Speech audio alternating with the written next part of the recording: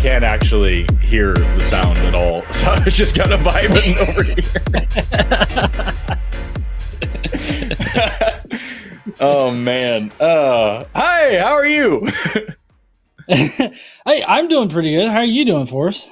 I'm fantastic. I'm exhausted, but I'm happy, and it's the Sunday show, and we're here, and we're part of it. I believe I'm the co-host today. I think you're the boy.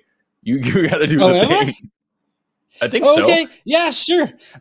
Welcome, everybody. Today is the Sunday show, and it is March 30th, 2025, and we would definitely like to have you call in to challenge us on evolution, atheism, biblical scholarship, or anything in between. The number is 720-619-2288, or you can use the link in the description in order to call in if you're outside the U.S. or you just want to use the web. I'm here today with Forrest. Thank you so much, Forrest, for coming on today, which I know that you regularly host the first show of the day, or you're on the first show of Sundays, aren't you? I usually do the night show. Matt rules the day and I govern the night. All right. So Forrest, you said that you've been pretty tired but happy. Similarly, I am actually tomorrow going to be getting my first EV, and so this weekend we had our level 2 charger installed, and so that was fun and expensive. Right. But got that in, and then I should be picking up the car tomorrow, so I'm pretty stoked about that. What about you? What you got going on? I am not buying an electric car at all. I'm doing the opposite. I'm just continuing to drive my. I have a hybrid. It's good enough. Yeah, I don't know. It's I'm working hard, man. I'm releasing a Reacteria tomorrow, which I was working on like crazy all week. I finally got that up. I'm going to be releasing that to my patrons probably today. So if you're on my Patreon, you get to see it a day early. If you're not, you get to see it tomorrow. Going into the final semester of the final month of this program, because finals are next month in April. It's crazy. We've also got just a ton more like events coming up. I'm doing the Kansas City Oasis here in a minute. I'm doing We Can Reason in Western Canada. I'm going to Borneo for a couple of weeks. The first trip is now locked in. The second trip, there's still a couple of days to buy spots, so go to valkailabs.com if you want to buy spots for that. I'm doing the Freedom from Religion Ozarks chapter. I'm doing Baja Con. I'm doing Dragon Con. And then we're going to Germany and Austria in November. And so like we're just booked up wall to wall, and I have no idea what anything is. And as I was telling you before the show started, I have slept for 4 hours, because I realized a little over 4 hours ago that the show was going to start pretty soon, so I should probably get some rest. And so I laid down and got 4 hours of sleep and then got ready for this show. It's been a wild day. Yeah, it sounds like it. Which, this is actually going to be the first year where I've actually been asked to speak at an event. Yeah. So the first one I got asked to speak at is the Ark Encounter protest that's happening in the 1st of July. I think it's 4th of July weekend. So I get to speak for about 10 minutes or so. That's what the slots are over there. And then later on that month, I'm actually going to be at NanoCon, and they wanted me to be part of like a content creator sort of panel there. And then I'm also going to BajaCon.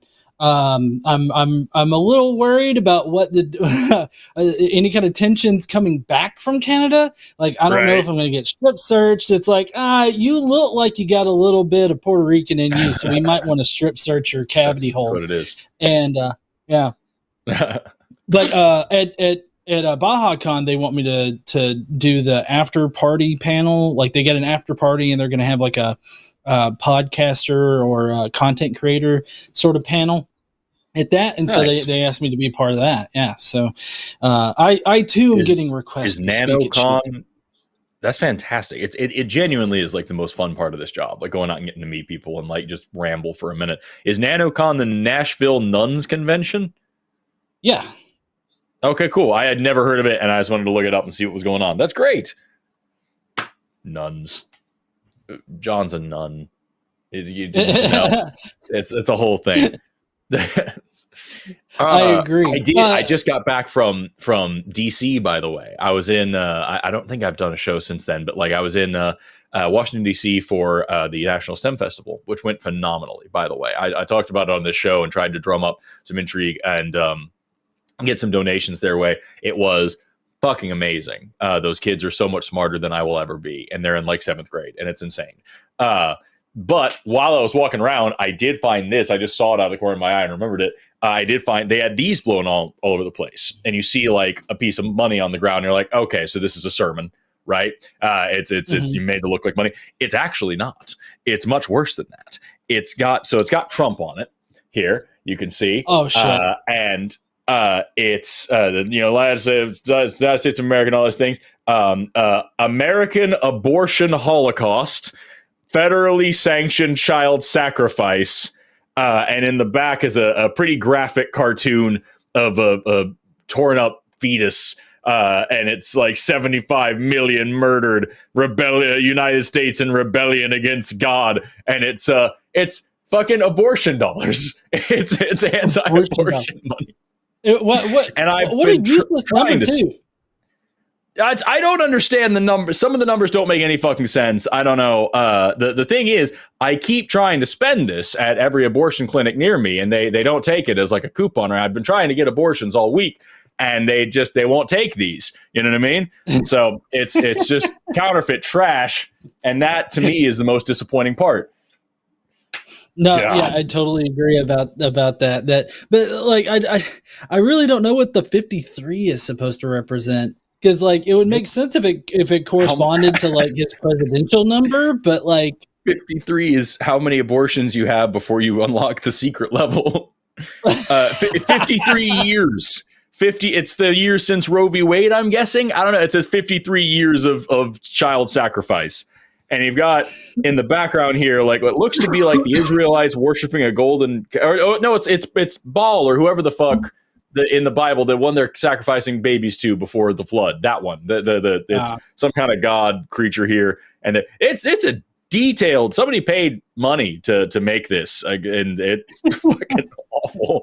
And these were everywhere. We saw like 1,000 of these laying around all over the ground, wedged in places. Somebody made it their fucking mission. There was a church there that was passing those out. It's very funny, and it makes me smile. What a fun time. What a fun time to be alive. You know what I mean? What a country we live in. Yeah. Let's see. We do have some announcements to get to, but we will do that after the first call.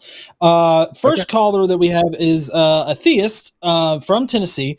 Now, just so that everybody knows, we prioritize theists on the Sunday show, especially. So if you want to call in and you're a theist, you will get fast-tracked to the front of the line. But we will be talking to Ryan first today, who is a theist from Tennessee. What's up there, Ryan? Hey, how are you all? Doing pretty good. Never had a bad day, man. That's good. Well, so what you want to talk about? Well, I have an argument for why I kind of believe in God, and it's pretty much the foundation for why I, am a theist. So I was wanting to discuss it with you all and run through the argument. Sure, go ahead. Must be a recent development. Do what? I said it must be a recent development because it says here in the notes that the last time you called in was back in February, and you were an atheist, and you were calling in to talk about how you agree with Donald Trump on some things. So this must be a recent thing that you just discovered this new argument. I'd like to make a correction there. I was trying to clarify that I was on the fence between atheism and theism. And you swung towards theism. Okay. Yep. All right. Yeah. Tell us what convinced you. So the argument pretty much has 5 points, and I'll just go through them. So 4 premises and then a conclusion. Premise 1 is every contingent fact has an explanation. 2 is That's this. Okay. Cool. there's a contingent fact that includes all other contingent facts. It's 3 is therefore there's an explanation. It's the Kalam cosmological argument with the word contingent instead of the word cause. Mhm. If you want to explain the rest of it, you're welcome to. But like I promise you, we've been here. All right. Well, then let's just go through point 1, or then that Sure. every contingent fact has an explanation. You all disagree with that? I mean, that is kind of the definition of the word contingent, right? Is that it's Yeah. hindering, it's hung up on something else. So like, sure, why not? Well, yeah, but I guess I would just disagree with the, I guess, underlying assumption that like everything is a contingent fact with the exception of like this one thing that you're going to get to is like the non-contingent fact. Mm-hmm. Why would It seems like special pleading. When? Well, because it seems like special pleading to me. Like if you're going to say, well, everything's a contingent fact in reality, but then when you get to your God explanation, you're like, oh, but my God's not contingent. So he's the one thing that's not contingent on anything. That just seems like special pleading to me. Do you know what the special pleading fallacy is? Yeah, where you assign like a special scenario to one case, and that's essentially you just cherry picking for that one specific case you're trying to make. Am I butchering it? That's just long and short of it. Yeah. Yeah. Well, I mean, I would kind of disagree because you could look at it that way, but it's, from my perspective, the best explanation for the fact that, we live in a world that's bound by contingency. Everything has an explanation, or ought to have an explanation, or else we don't have a basis for how we're, going about figuring out different discoveries. And then if you backtrack, like based on the regression, there's going to be a giant collection of contingent facts. I'll just call it the universe, or a giant collection of contingent facts. But you have to break that regression somehow, and you have to introduce what's called a necessary object, and it cannot be contingent.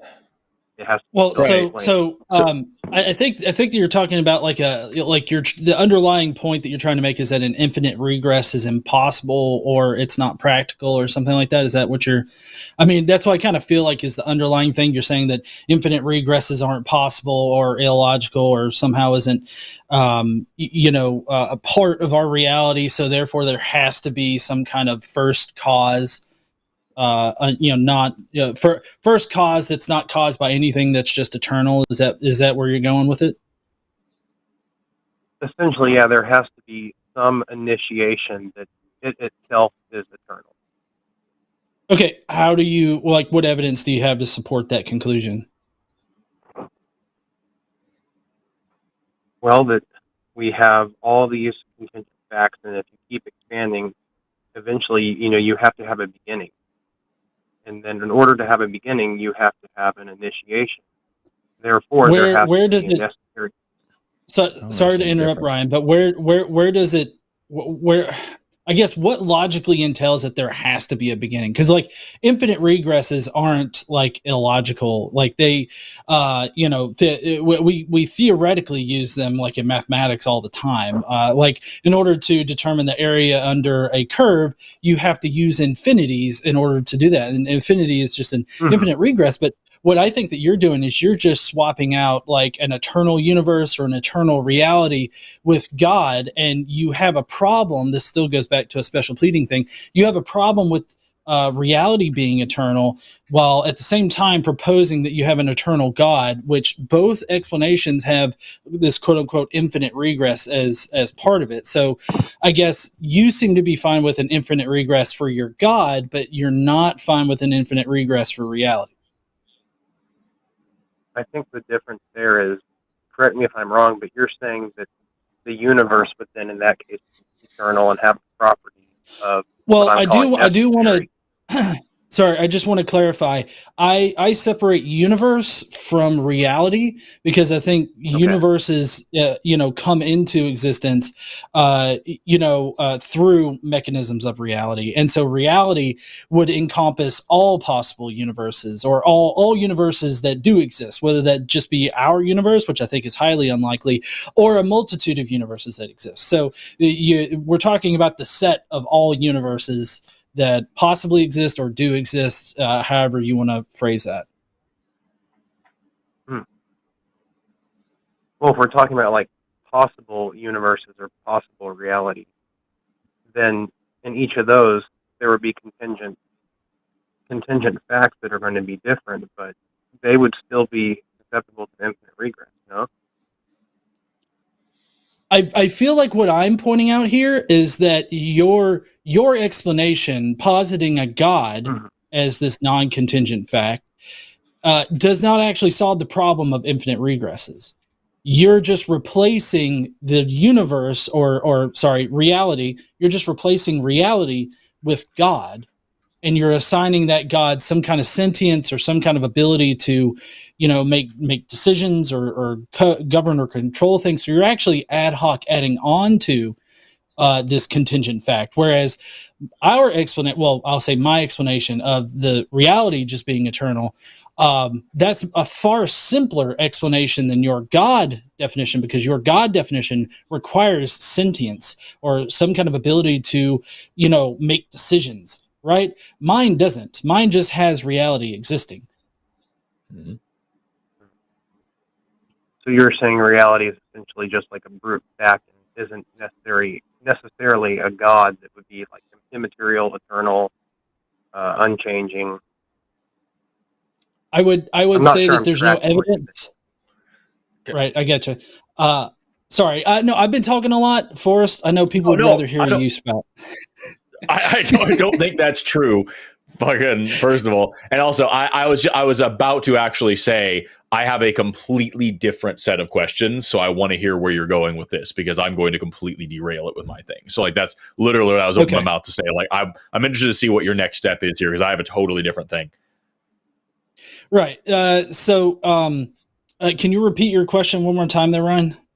About what I've said so far? So I'm trying to make sure I understand. You're saying that you have an equally valid but far simpler answer, that is that the reality, which is, I guess, all-encompassing of the universe, possible universes, is just its own brute fact that is necessary in itself, meaning that it has the same properties of what we would call God, immaterial, eternal, it's necessary, non. Well, I mean, in that very like pared down version of what you're calling God, I guess those would be shared attributes. But I feel like your God explanation is ad hoc, adding other things onto it that mine simply isn't. And so, like, I don't see any evidence for reality needing to be created. I think that reality is just, it's a fundamental fact that it's just always existed. And what I'm saying is that my explanation has far less ad hoc stipulations tacked onto it than yours does, because we already know reality exists. We're existing in reality right now. Most of us, some people out there don't, but we're already existing in reality now. So we know that reality exists. We know that energy can't be created or destroyed. It can only change form. And so with, the basics that we know about reality, I don't see any kind of reason for reality to just start one day. It seems like reality is just this eternal thing that everybody wants to call God, but when you call it God or you assign it some kind of agency, you're ad hoc adding stipulations onto the explanation, which makes your hypothesis far weaker than mine. I also want to just very quickly say, and this is nothing to do with what you're talking about here, Ryan. We have already had to ban so many people in the chat for coming in here and preaching about their Jesus and all these things. The number's on the bottom of the screen. You're not going to get anywhere in chat. They're going to ban you. You have 2 people here who are willing to take your call. Call the number on the bottom of the screen. Ryan, please continue. All right. So you're saying that my hypothesis is far weaker because I'm positing an additional, I guess, characteristic and calling it God, and you are not. You are saying that it's simply just the universe as is, and that there's no need for an initiation or a beginning. Well, yeah. So, yeah. Well, so essentially what I'm saying is that that there's no evidence that reality, which I wanted to separate reality from universe, because universe is a very specific thing. Reality, I don't see any kind of evidence or any kind of reason for it to have just started or needed to be started, considering all of the information that we have through science and just observing our reality and all the knowledge that we've collected so far. It seems most likely like there is an eternal aspect to reality, but I think that that's just reality itself. Whereas you're stipulating a personal God to explain why reality started in the first place. You're saying that this God outside of reality, by the way, made the conscious decision to start reality, start this particular universe, as well as any other universes that could have existed. And I'm wondering if you can acknowledge how much you're tacking on to just the shared attributes of reality. Like you're having to tack on a whole bunch there. Well, I would say that the reason I'm tacking that on is because, for me, I mean, I might be out of the loop, but I thought the scientific consensus was that at one point there was a singularity, and then for some reason expansion began, and then you had, expansion of the universe. And that's one of the models. Just one of the models. That is the most common one that we talk about. However, having talked to Dr. Aaron Adair and Dr. Blitz on this channel, who are actual PhD physicists who know a thing or two about this, they have made it quite clear in ways that I cannot summarize that there are absolutely mathematical possibilities of the universe always existing in some way or another. And like, this is just the newest iteration of it. We could have like a Big Bang, Big Crunch model. We could have something else. I think the thing that gets me about this is that, like, you keep talking about God as if it's this necessary thing, as if there is something that must be the cause of everything in the universe, as if the laws of nature couldn't also serve their own purpose. I think about the analogy of like rock, paper, and scissors. You know what I mean? Paper beats rock, scissors beats paper, rock beats scissors. They are all contingent, and they are all contingent on each other. And there is no fourth thing that is contingent to the game. You could argue, well, somebody has to have a hand to play the game, but like, that's not the point. The point is you have this set of rules, and all the rules are factoring into each other. So like, the rules of the universe could very well be just a thing that happens this way because of the way that reality is. But beyond that, there's a limit of what I understand. And I'm willing to go to that limit and say, okay, I don't know what else is here. I'm not a physicist. I don't know what happened before the Big Bang. As far as I know, before the Big Bang doesn't even make any sense. That those aren't words that have meaning. I don't know what, if anything, this universe is supposedly contingent on. And if it was contingent on a thing, I don't know what that could possibly look like, because I have no context for what would be outside of everywhere in a time that doesn't happen in a place that's not like that. I don't know what the fuck any of that is. And there's no way for me to contemplate that with my stupid monkey brain. At the current moment, I don't have the paradigm. I don't have the structure for that at all. So I'm willing to just say, I don't know. And you are coming to the same point of, I don't know. You're approaching the exact same ignorance as me and saying, I don't know, therefore it is magic. There's a guy, and this guy whipped up all this stuff out of nothing because he's a space wizard and he's cool like that. And it doesn't matter that that's completely unfalsifiable. There's no way for you to prove that wrong or right. There's this fucking guy, and it's good enough for me. And I'm willing to just be more honest than you and say, I don't know. And I hope to find out someday. But as of right now, as far as I can understand it, there is no logical necessity for this God, nor is there like a strong argument for this God that couldn't be made for literally anything else that you would certainly find absurd, but I could say it made the universe just as well and have just as much evidence, which is none. And there's just no reason to move forward with this argument as if it means anything besides the fact that the person making it isn't very imaginative. That's all. Okay, well, point one is I'll discuss the other theories because I do have a question there. But you're saying that it could be that there's just the laws that are all contingent upon each other, and they're just brute fact as is. But my only disagreement with that is that they have explanations also, like inverse square law, gravity. Like they're contingent upon framework, so they're still going to fall into that category of needing an explanation. What if there's another law of physics that we haven't discovered yet that makes all of those things make sense, and it's just a normal law of physics that we haven't discovered yet that actually pulls this all together and proves there's no need for a god to start the universe? What if such a law exists? And you're saying that law wouldn't be contingent either? It's just Yep, it is the uncontingent law. It is the solid mathematical framework that is the basis for all of physics, and everything inevitably is contingent upon it, and it explains the origins of the universe and the end of the universe and everything in between. It is the supreme one single mathematical truth that this all points back to. What if that thing is real? Well, if that's real, then, I mean, essentially that would just take the place or the function of God in the argument be the case. Right. Would you believe in a God then?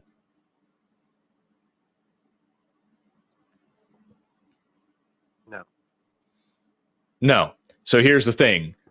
I have exactly as much evidence and exactly as much reason to believe in this supreme mathematical law as you have in your God. We've both made the exact same argument. The laws of the universe seem to be contingent upon something. I don't know what it is. I'm saying it's just more physics. Everything has been physics so far. It's physics all the way down.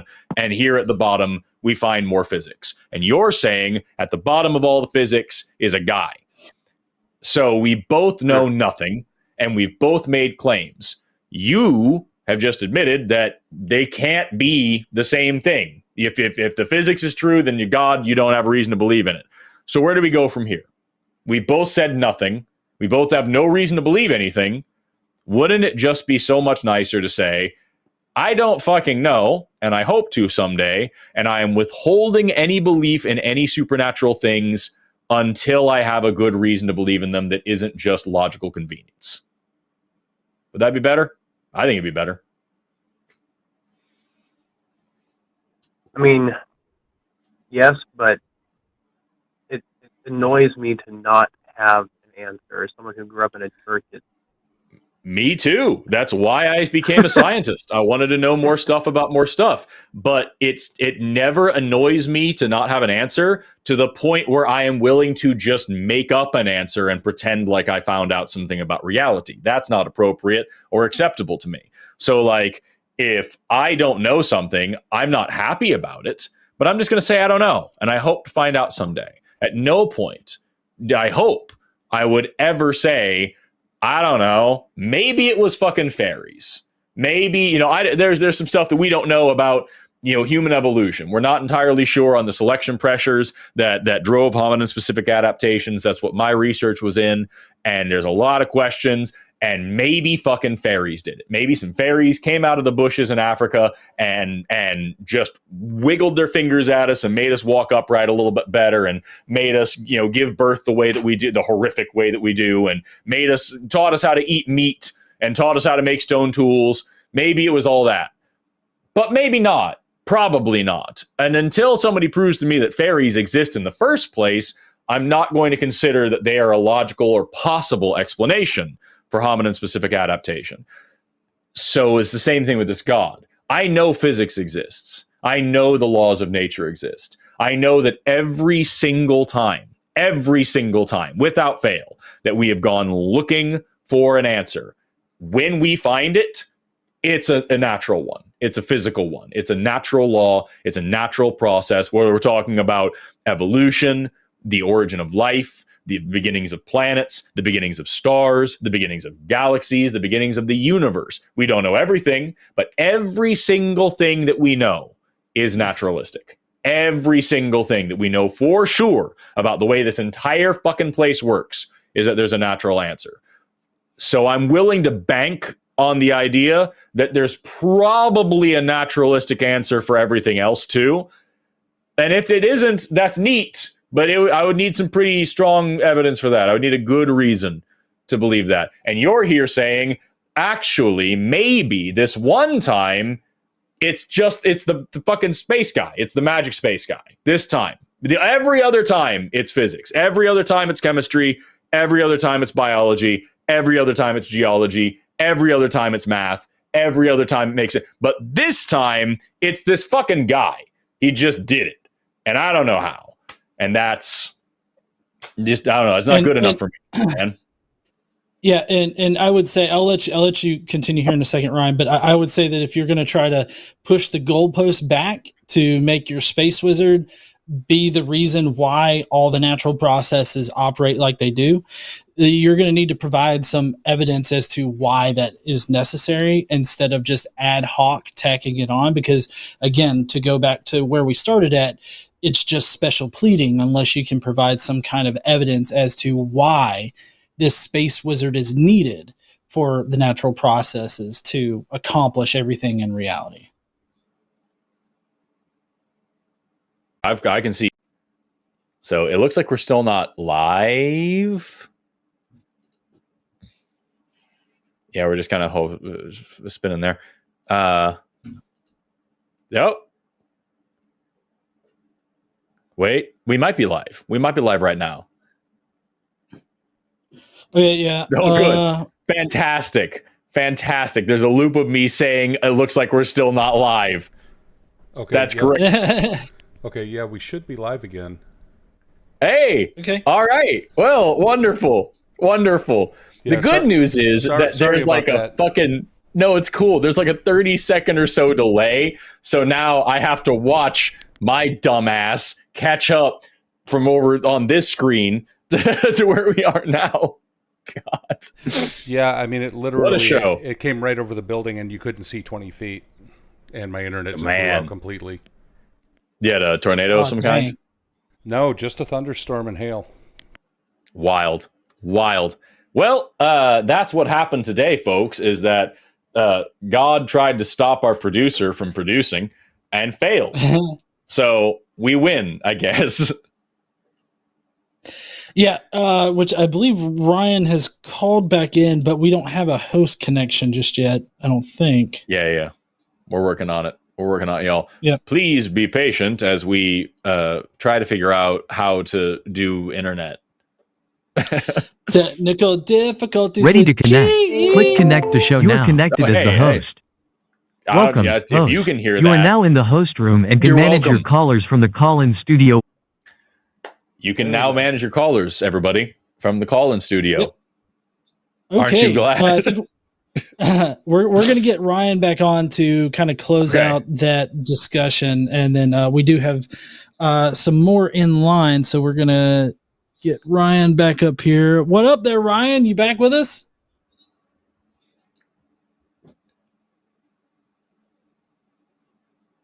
Uh-oh. Ryan, can you hear us? Up in the thing. Hold on. Let me put him in the thing for myself. There he is. There we go. Oh. Yep. Hello? All right. Can you hear us, Ryan? I can hear you. Can you hear me? Yes. We got Sorry you. about that.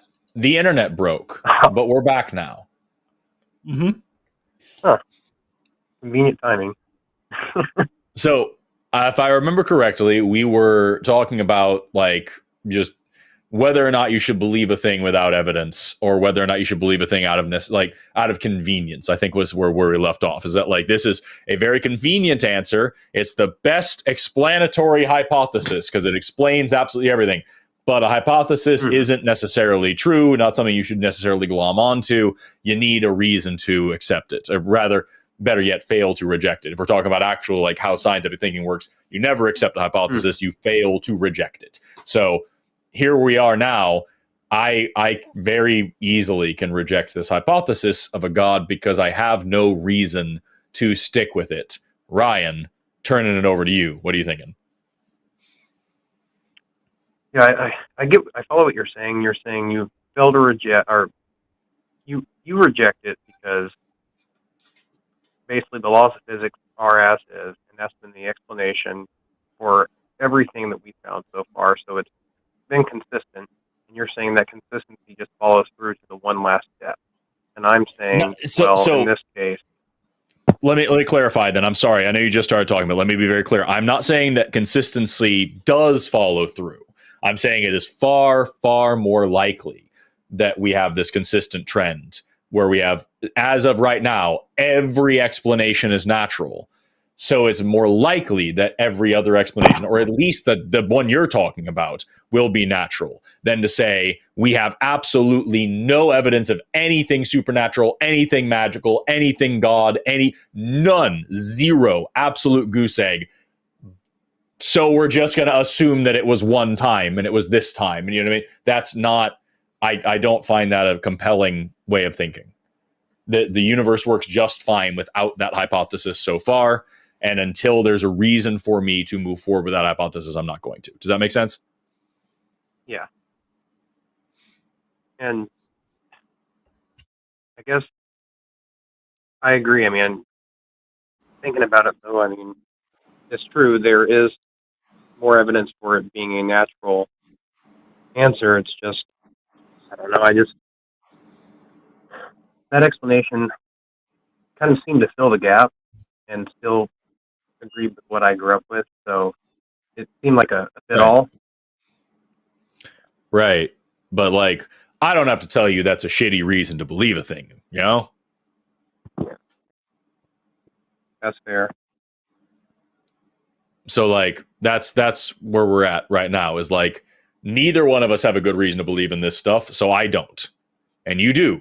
Mm-hmm. And I'm curious to know why that's good enough for you.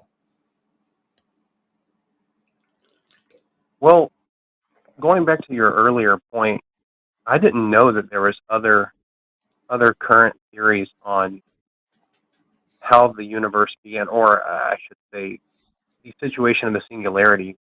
Could you clarify on that a bit more? Because that, is new to me. Because I'm not a physicist. I told you everything that I'm qualified to tell you.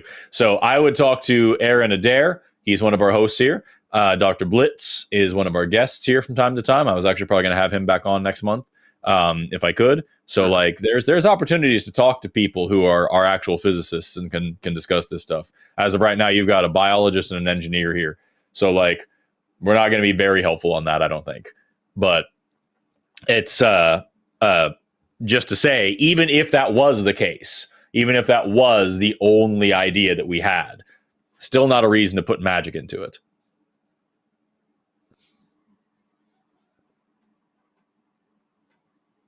Well, I mean, that's fair. From what I'm understanding, there's two hypotheses and hypotheses.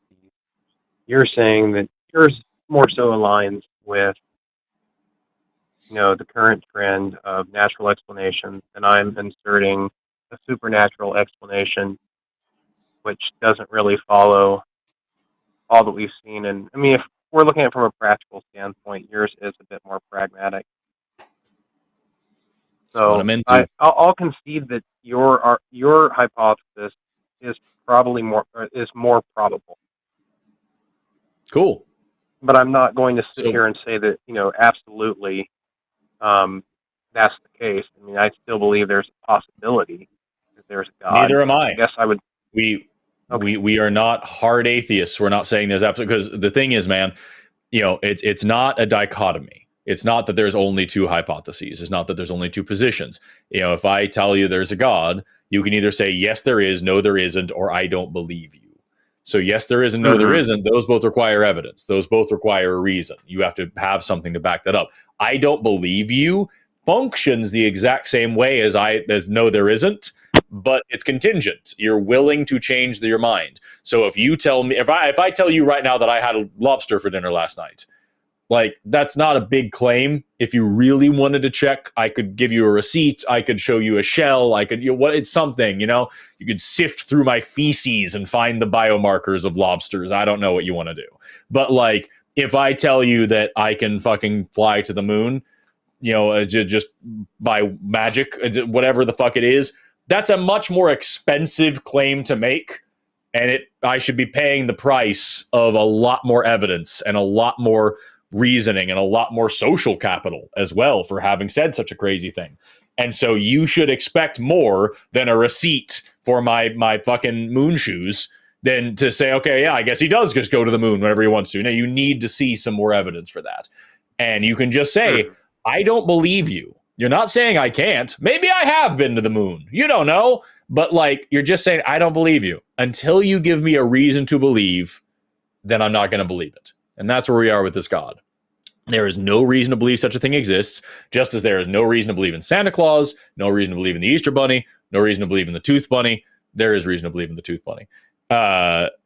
And we just withhold belief until we have a good reason to believe it. We're not saying it's absolutely impossible that there's never been such a thing as a Loch Ness Monster. We're saying there's no good reason to think that that is true. So we don't. Same thing with God. All right, Ryan. Well, any final thoughts or anything before we move on to our next caller? I'll think on it, because this conversation has me kind of questioning, and I need to glance back over and kind of think through this argument again. Cool. You made a bunch of solid points, and I'll look into the other theories and see if I can. Is there a specific video where you all discuss them? Or like, besides the big thing? I couldn't tell you. I do at least one of these shows a week. So I couldn't tell you. Oh, good. Well, I just want to say I do appreciate. Thanks, and I appreciate you all taking my call and letting me, be on here. And Forrest, I do really appreciate you, because part of this journey of me trying to figure out faith and kind of like ideology started with watching videos and seeing, like, in light of evolution, kind of, I don't know, to me it was eye-opening, because I didn't get to see that growing up in a Baptist church. So I do want to say I appreciate it. Well, thank you. I appreciate that, and I appreciate you watching and all these things. And I enjoyed the call. I'm sorry I'm a little bit sleepy right now, but I did enjoy the call, and I think it was productive. So I can't wait for you to call back again and tell us about your atheism someday. We'll see. All right. Take care, Ryan. All right. Thanks. See you, Ryan. Thank you. I'm on tomorrow. Thank you, Yeah, Mark. Just reminded me. Yeah. By the way, if you want to see, I'm bringing back Skeptical Heretic tomorrow for Skeptalk. She's great. Okay. She does amazing content over on TikTok, and so we're trying to get her over here more. She's been doing just phenomenally. So really happy to bring her on tomorrow. So tune in tomorrow, Skeptalk. Me and Skeptical Heretic talking about Christianity for a while. Yeah. Speaking of schedule stuff, we've got a full slate this week of things. We got Chewed Gum on Tuesday night at 6, and then on Wednesday night we've got the Hang Up with Matt Dillahunty, and then Thursday is TACIS. And then we got, Sunday show and the Sunday show after dark next week. So tonight, though, after this show, we've got Seth Andrews and Eric that are going to be the Skeptics and Scoundrels, Eric, who will be here hosting tonight. So, yeah, can't wait for that. All right. You ready to get to the next caller? I think so. All right. Let's see. We do have a theist. Mark, I wonder if I've talked to Mark before. I know I've talked. This sounds really familiar. What up there, Mark? How you doing? How you doing? No, I've never called in before, but very thrilled. Okay. To be on for a long time. How you guys doing? That's awesome. Well, I was raised Catholic, and my condolences. The thought I had when I called, that's a whole show there to talk about that, but. My brother-in-law passed away recently, and I asked him one time, "Were you religious?" Because at least these are things you discuss when someone's, terminally ill. I guess, it's an uncomfortable situation too. But he said something like, "Christianity has been around for so long." Because I was like, "Do you believe any of this?" And he's like, "Why would it subsist for so long and be popular after 2,000 years?" I thought that was an interesting question. Hinduism's been around for longer. Yeah, I know. I know where. Yeah. So But- like, Well, so what, I mean, what what's are we your doing? thoughts? What's your thoughts? Yeah, what's your thoughts on that? Well, for me, I mean, religion and religious thinking has been a fairly predominant sort of belief system throughout the ages, and I mean, Christianity took hold pretty hard, like there in the early AD time period or early CE time period, and they took over whole empires and everything like that, as far as like being the predominant religion. So I mean, Christianity had a lot of help from empires and countries and everything like that were looking to adhere to, a religion, because religion was, very important to the daily lives of everybody. And so, I mean, I guess with the amount of help that religion has had through the ages and the utility that it used to provide to people, I'm not surprised that religion has always been a persistent thing, regardless of whether or not it's Christianity or a different religion. It seems to a lot of people generally hold that it has some kind of utility to think beyond, this reality into the supernatural, and that's been the predominant view all throughout history. So I guess I don't understand why. I guess I'm questioning, like, why would you question this? Like, that's my question for you. But I don't know, Forrest, what do you think? Yeah, go ahead. I'm sorry. I think. Well, no, I actually want to hear Mark's response first, because I'm taking some notes over here on some thoughts. So like, I want to hear what Mark has to say, and then I've got something completely different. Yeah, I just like you guys. I'm pretty rational thinker and well read, and I'm kind of turning towards skepticism a little bit. A lot of it's just from watching your show, but and I've been watching for quite a while. And I appreciate your intellectual honesty and how you guys are patient with callers and stuff like that. But I don't know. It just kind of my brother-in-law mentioned this. He believed it because he says he couldn't understand. How could it not be true? Because it's been around for so long and it's so popular. I live in Florida, and there's just there's a Baptist church on every corner in the state. So I don't know. I just thought that was it. I didn't really thought about it that way. Yeah. Well, it was popular for a long time to think that God was in control of like the seasons and the rain cycle, or water cycle rather.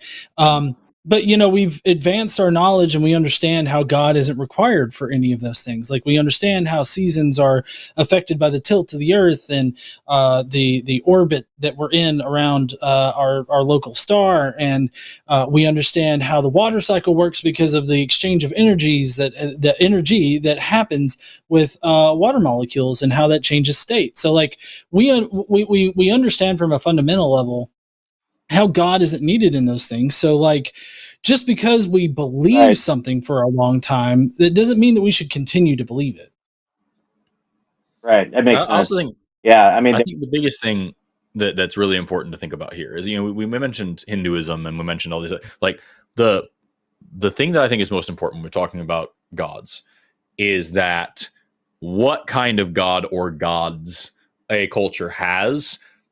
I don't know which argument I don't, I'm not trained in this area, so I don't know which direction you'd want to take the argument. I imagine you could take it from both directions, but like the god or gods are reflective of the values and needs of the society, and the behaviors of the society are reflective of the characteristics of the gods. So like I said, I don't know which direction you want to start at, but like, if you have a society that is highly pluralistic and multicultural and relies on trade and things, thinking about ancient Greece, thinking about Rome, thinking about the Norse, where you have a lot of trade, especially with like Muslim countries and things.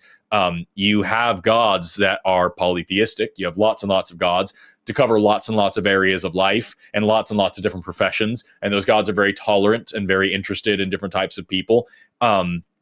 And on the other side of that, if you have a very hierarchical and highly socially stratified society, then you have a very dominant and authoritarian and omnipotent and omniscient God. If you have a very hunter-gatherer society, if you have a society that is very connected with nature and doesn't have that separation that we put in between culture and nature, right? So quite as much. Then you're going to have a more animistic kind of religion. You're going to see a spirit world that's connected to yours. You're going to have gods that are part of the nature around you, if not nature itself. And that's going to be the thing that's feeding you and the thing that's providing for you. The first gods were the sun, and then hunting, and then fertility, right?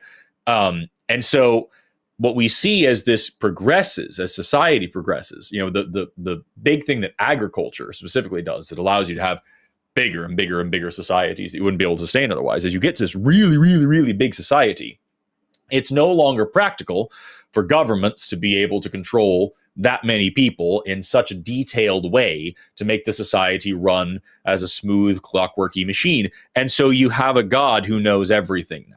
You have a God that watches you while you sleep and can judge you for your dreams. You have a God that's concerned with morality now, as opposed to another god or gods in a more agrarian or a more trade-focused society that are really not very concerned with what you're doing and who you are. They're just here to help. If you're a blacksmith, you have the blacksmith god, and if there's a storm, you have the storm one. But in these really big societies now, you have this big monotheistic god that's watching you all the time and cares about who you have sex with, and cares about whether or not you're stealing, and cares about whether or not you're raping, and cares about whether or not you're murdering the wrong people. If you murder the right people, it's fine, because then it's just the same thing as a war god in that particular way. And so what it happens is that religion becomes this domestication tool for humans. At a certain point, religion is this collar that you can put around people's necks to tell them, like, hey, I, is your king, can't watch you in your home, but my God can. And he's going to punish you if you conspire against me, because speaking out against me is speaking out against the church, because we have, a state church like England, like Rome, like whatever, and so you can't do that. You're not this. If you go out and steal and are an anarchist and break rules in society, well, then my God's going to punish you. That's a bad thing to do. And so it allows you to put a collar on people's brains and fill them with these everlasting thought stoppers that we deal with on this show. Well, if God isn't punishing people, then why are, there's no justice at all. We need God as this divine, eternal, perfect punishment, watching our people and our children, and then blah, blah, blah. And we need perfect redemption because the society we live in is cruel and unfair and unkind and unjust. And people die on the streets all the time. And despite our best efforts, there's rape and there's murder and there's torture and there's pedophilia and there's all these things. So we need this God that gives us the comfort and the joy. Once we fucking die, we'll be all right. So as long as we're here, we can remain enslaved and be happy about it and not complain about the structure of things, because God's on our side. And God is this act of liberation, even if you don't actually get it. God is this token of peace, even if you don't actually have it. God is nourishment when you are hungry. God is comfort when you are frightened. When you don't actually have these things, you can now have this balm, this calming, this soothing, this prophylactic for all of the things that you wish you could actually say. You have this God that fills in the gaps. And then you look at why it's actually spreading, and you see it's the exact same thing. Because if you can use this God to justify the worst parts of your life, you can use this God to justify all the horrible things you do to everybody else's life as well.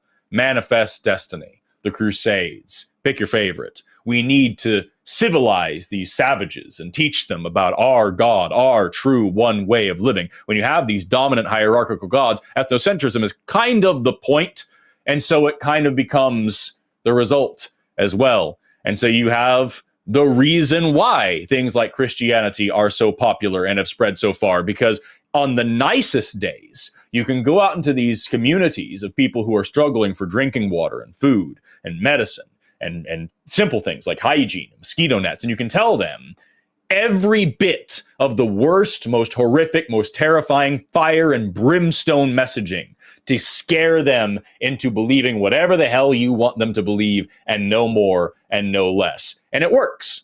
It works. It allows for colonialism. It shakes the minds of innocent people to the point where they believe that you have some knowledge that they don't, and they allow you to domesticate them the way that you have domesticated yourselves. But in the more real sense and in the more common sense, if we look throughout history, it's genocide. It is forced conversion. It is forcing people by pain of death to join your faith, walk your walk of life, to be a part of your society. It is boarding schools. It is for reservations at one point or another. It is, I mentioned manifest destiny. It is all these things that we see where we have a long and very well documented history of people going into these communities, indigenous communities, and slaughtering anybody who doesn't fit the bill for their specific interpretation of their specific version of their specific translation of their specific holy book. And so when you have people like your friend who ask, why is religion so popular, or Christianity specifically so popular and so large, and why has it persisted so long? That friend needs to ask themselves, do you think that the spread and persistence of Christianity has more to do with the divinity of the Holy Spirit and the reliability of the message? Or do you think it has more to do with the fact that we can literally demonstrate, show in the history books, is not controversial, genocide, slaughter, forced conversions that have persisted for centuries, if not millennia at this point? And now that we have swept the world, bulldozing over all of these other cultures to establish this as the dominant religion, now we can say, well, it's just natural. It's just normal. This is the way people are supposed to be. This is just, look at these people. It totally makes sense that this is what they would do. It's just logical. There has to be a beginning, right? And that's this lovely little God that I have, ignoring the fact that this was the God of fire. This was the God of war. This was the God of slavery. This was the God of all these evils and atrocities for so very long. Now it's this God of logic and peace and kindness and tolerance and love, because it's easy to be and it's convenient to be, and that's how you keep it. That's how you stick it. That's how you make sure that it sticks around for as long as possible, and you can pass that offering plate far and wide. That, Mark, is my answer to your question. What do you think about all that? You're just saying it's easy and convenient, and that's why it continues to, stick around, and it doesn't require people to think critically, right? I mean, that's one part of it, but that's not nearly the biggest utility. The biggest utility is social control. Right. Yeah, I hear you. Right. Yeah, I was raised Catholic. I went to a Catholic school for 12 years. I mean, that's an experience it's so intense. I'm going to write a book about it, because it's such a weird perspective if you haven't been raised in that environment, But anyway, I'm kind of leaning towards skepticism, and it's just I have questions, and this was one of them, because it was something I thought was. Well, let me be clear with you, Mark. The skepticism doesn't necessarily mean atheism. Skepticism is a practice that, properly applied, I think will inevitably lead you to atheism. But you should be leaning towards skepticism anyway. You should be checking to see if there's a good reason to believe the things that you believe all the time. Right. Yeah. Well, it's a journey, But I'm going to let you guys go, because I know we've got probably other calls. I appreciate your taking my call, though. Yeah, my pleasure. No problem. I love the show. I love that you guys are incredibly patient with callers, so you should pat yourself on the back for that, Oh, thank you. That's very Thank kind you, Mark. But, all right. Nice to meet you guys, and have a good evening. All right. Take care, Mark. You do the Bye-bye. same.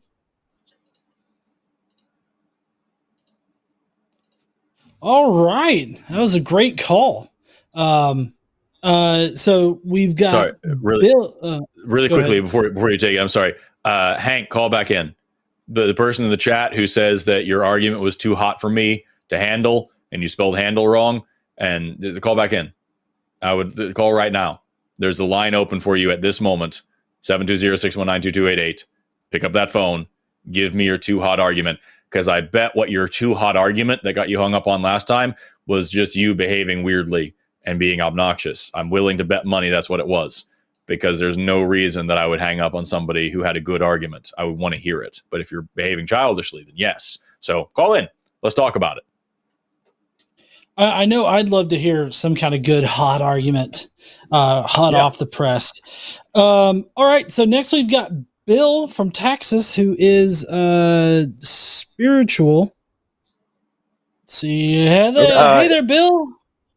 Hey, how's it going, John? We talked a little bit on did Jesus exist? I was a historicist. You're obviously a mythicist, and I enjoyed our talk. But I have this issue on Creation Today. It's a ministry by Eric Hovind. He brought up the endogenous retroviruses, and I had said, Eric, this I think is a silver bullet against creationism because it seems that us and chimpanzees have on our genome, we have the same location of these fossil viruses, and it seems to point to a common ancestor 6 million years ago. Their point was, no, this points to creation because these endogenous retroviruses actually have suppressed tumors. They help in embryological development because it helps develop the placenta. They have immune responses. So their feeling was that it points to creation. So Forrest, you know about this stuff. Tell me, help me out. Which is it? Yeah. So it absolutely points towards evolution, and there's a couple of ways you can know that. Number one is that so some of what they said there is true. Endogenous retrovirus. Start at the beginning, just to make sure everybody's on the same page. So there are these things called viruses, right?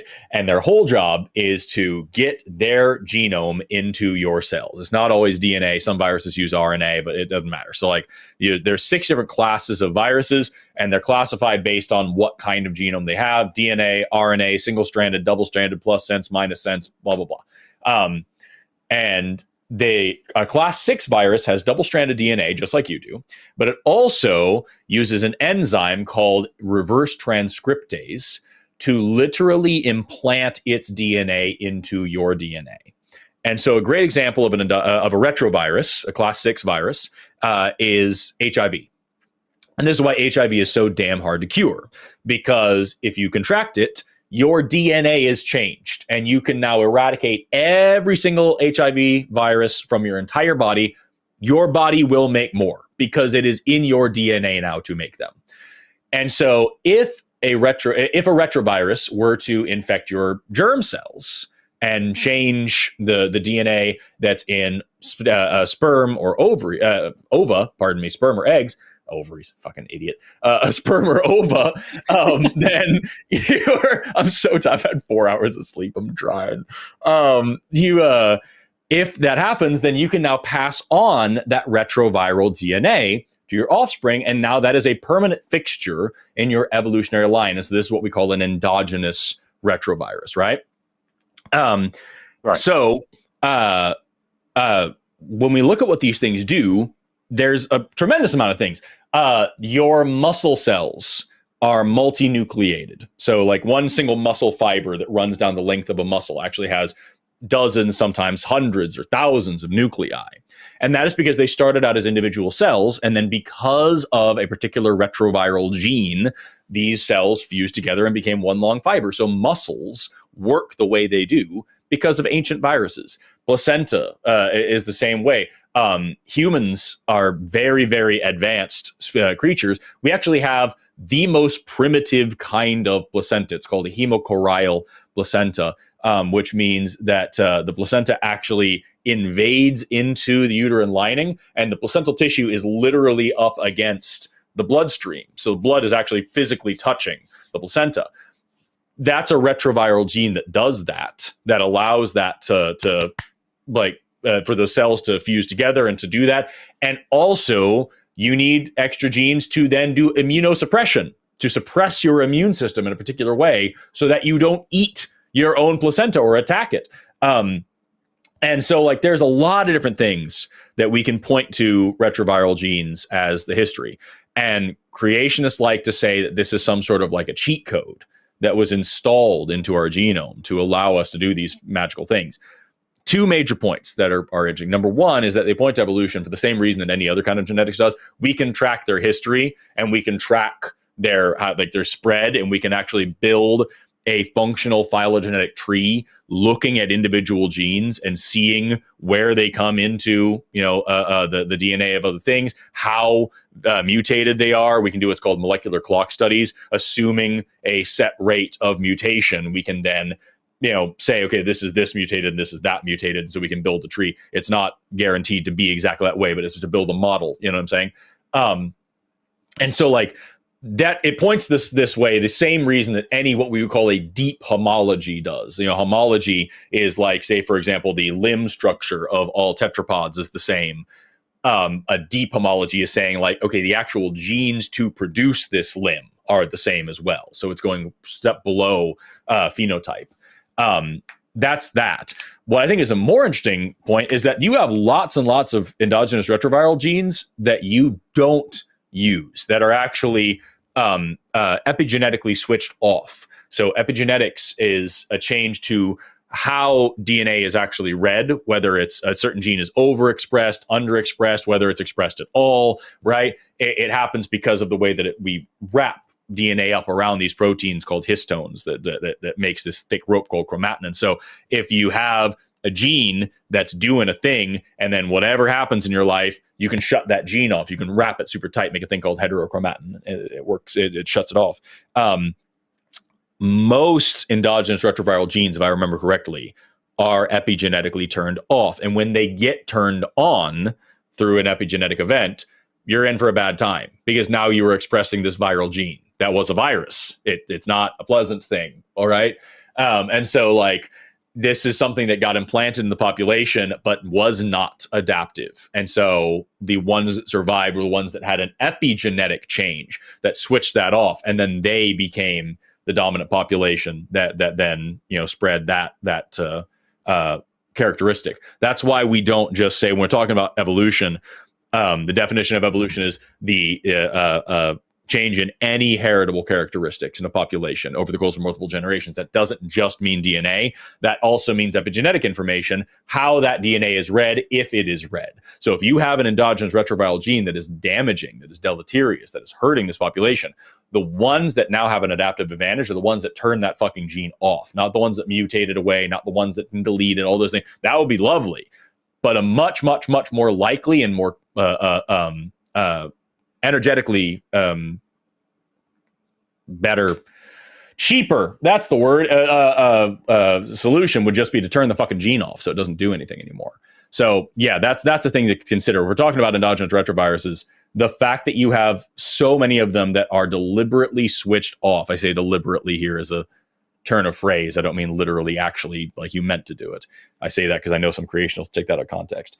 I think that's a better argument for how this works from a creationist perspective. If these are God's cheat codes, God put in a lot of bad cheat codes and had to find a way to stop them from functioning. And that sounds fucking stupid. So that's my response to that whole thing. Yeah, so, one thing that standing for truth. Go ahead, John.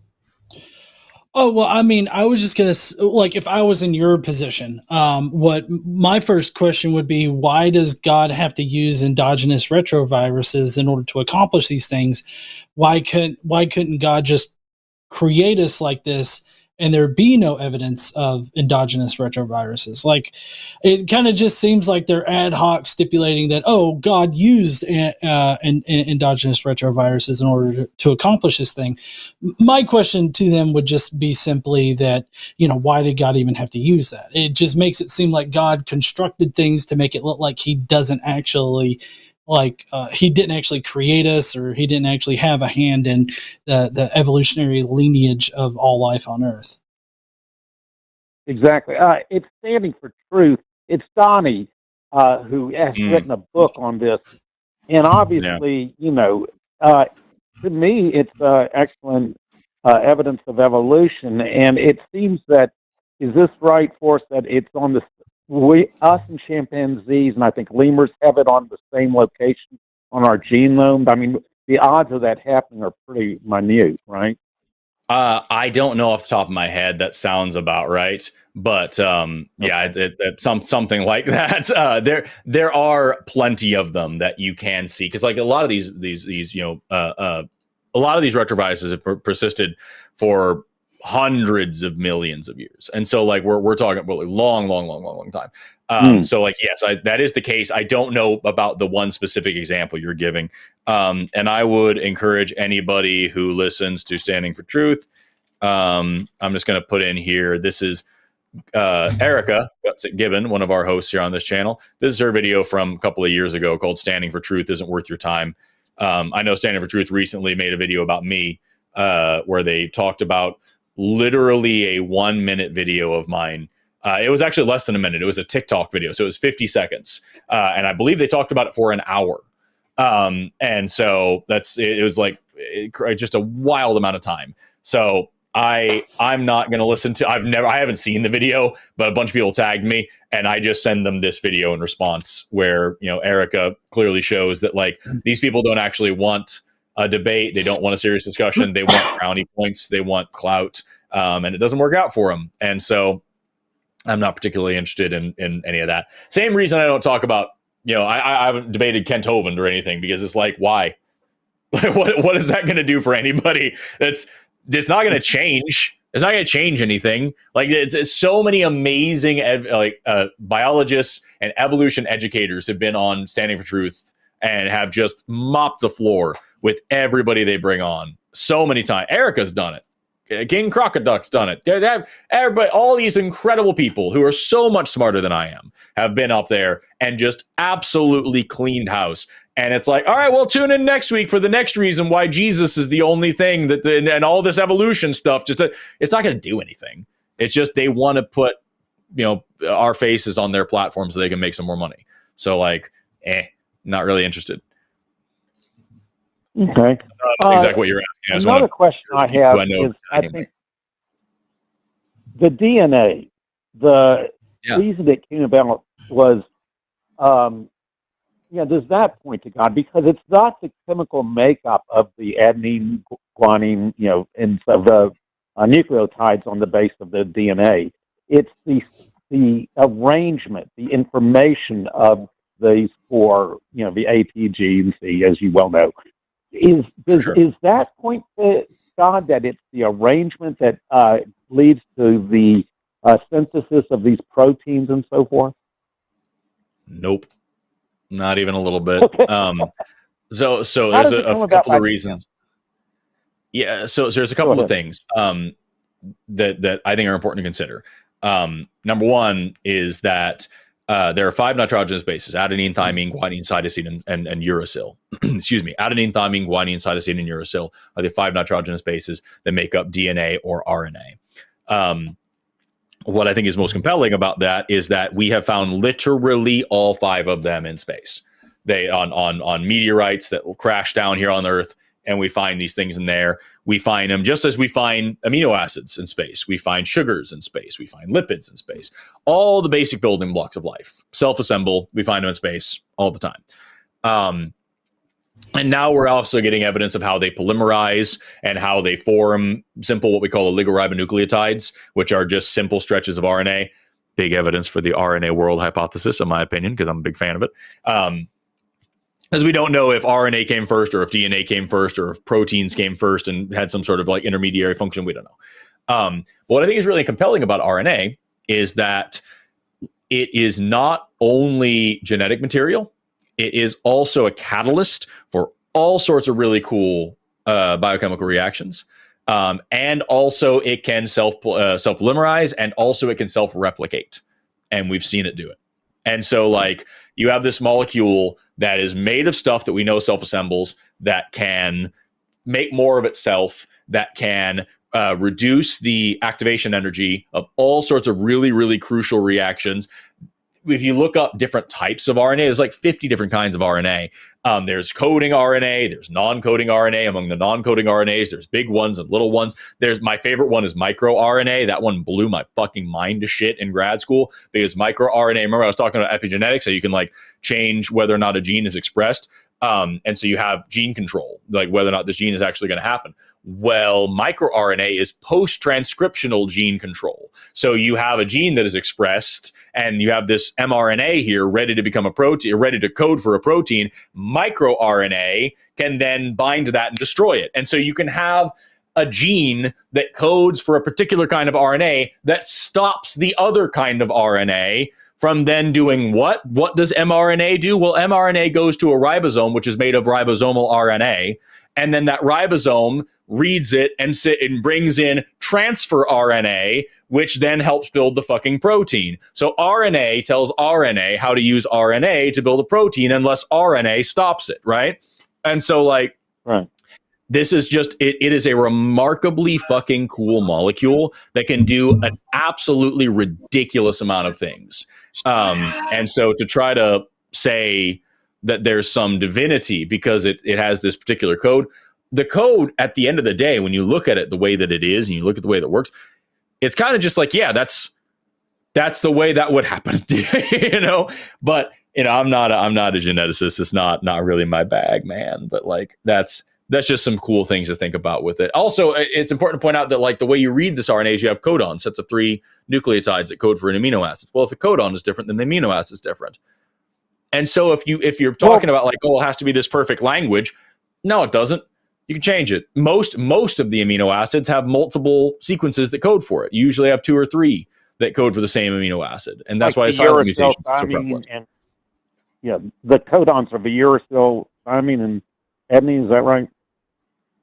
If beats the hell out of me. That make Okay. Anyway, So yeah, uracil, thymine, adenine, and guanine are the nucleotides. 3 of those in sequence would be a codon that codes for an amino acid. So like I'm making this up. This is not accurate, but like uracil, adenine, guanine brings in a tyrosine amino acid that then brings in it builds it. That's, again, I don't know if that's actually what that codes for, but like that's how it works. Yeah, it helps build the protein. Yeah. Well, the core, Professor Dave debate, his core's point was, and this is the creationist argument, is that it's so many combinations to make a protein. It is so complex. So many things have to go right that to make one protein, it takes like 100 amino acids, whatever.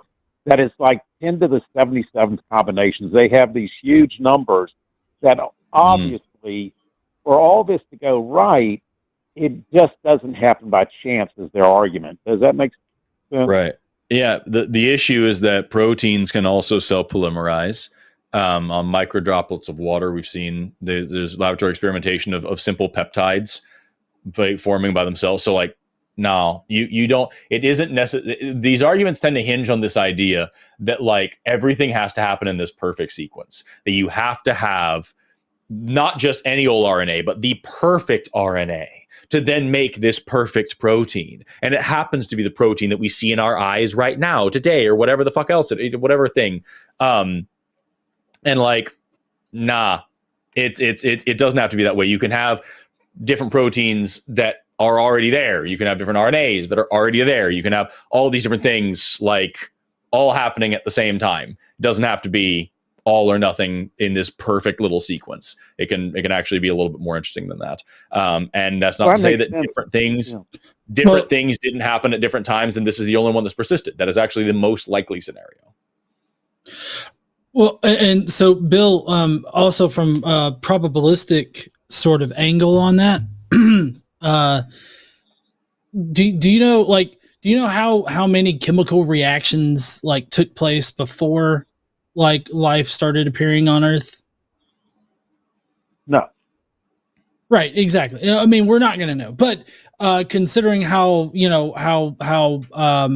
fast chemical reactions can happen, and chemicals are always interacting like every single microsecond and everything like that. So like the amount of times, like even if there was like a low probabilistic likelihood that these amino acids would even start forming naturally, considering the amount of chances for it to form, do you really think that ultra low probability means that it's just not going to happen naturally?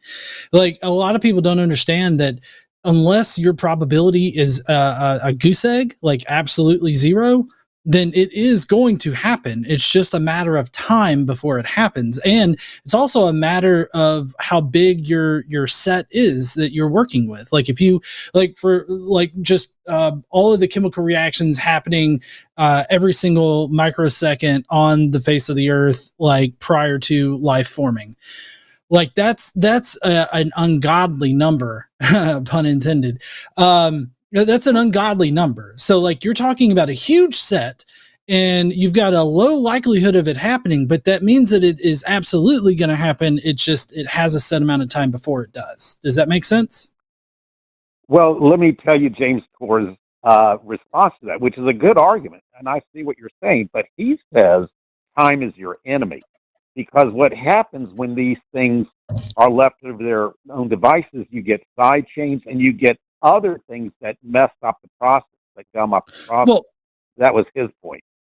Right. But I mean, that's kind of it's a point that misses the point of chemical reactions, because like if you're talking about chemical reactions in a linear fashion and that one chemical reaction happens and then another chemical reaction happens and it's just like all of the chemical reactions are in this endless queue waiting to be processed. But what James Torr doesn't understand is that all of these things are happening in parallel. So like you're talking about a lot of chemical reactions happening all at once. And so like given that and even a low likelihood, it's going to happen. Like it's just a matter of time before it happens. And this time is shortened by the how big the set of chemical reactions is. And considering, the amount of chemical reactions that were happening prior to life developing here on Earth, it's an enormous set. So like it's a short period of time relatively, in the history of the Earth. That makes sense. Forrest, what do you think is the current understanding of the wet-dry cycles leading to the first bacteria or whatever? Is that first prokaryotic cell? Is that the way things are going now? I'm not equipped to talk about the leading hypothesis right now. It's not my area of expertise. I can talk about a little bit of other stuff, but like as far as like what the current literature is saying, no idea. I do want to say, excuse me, Hank did call in and set his pronouns to Lord and Master and then hung up. So like I guess we won't be talking to Hank today. I don't know. I don't remember if that was on your call, Bill, or not, but yeah, we had this dude named Hank in the chat who was saying that I couldn't handle his amazing arguments, and we're like, call in then. And so he called in, set his pronouns to Lord and Master, and then hung up. Oh man, Jesus. Well, here's the thing, guys. Is there's something called the layman's dilemma, and these guys know obviously much more than I do. But luckily, we have Forrest that knows a lot.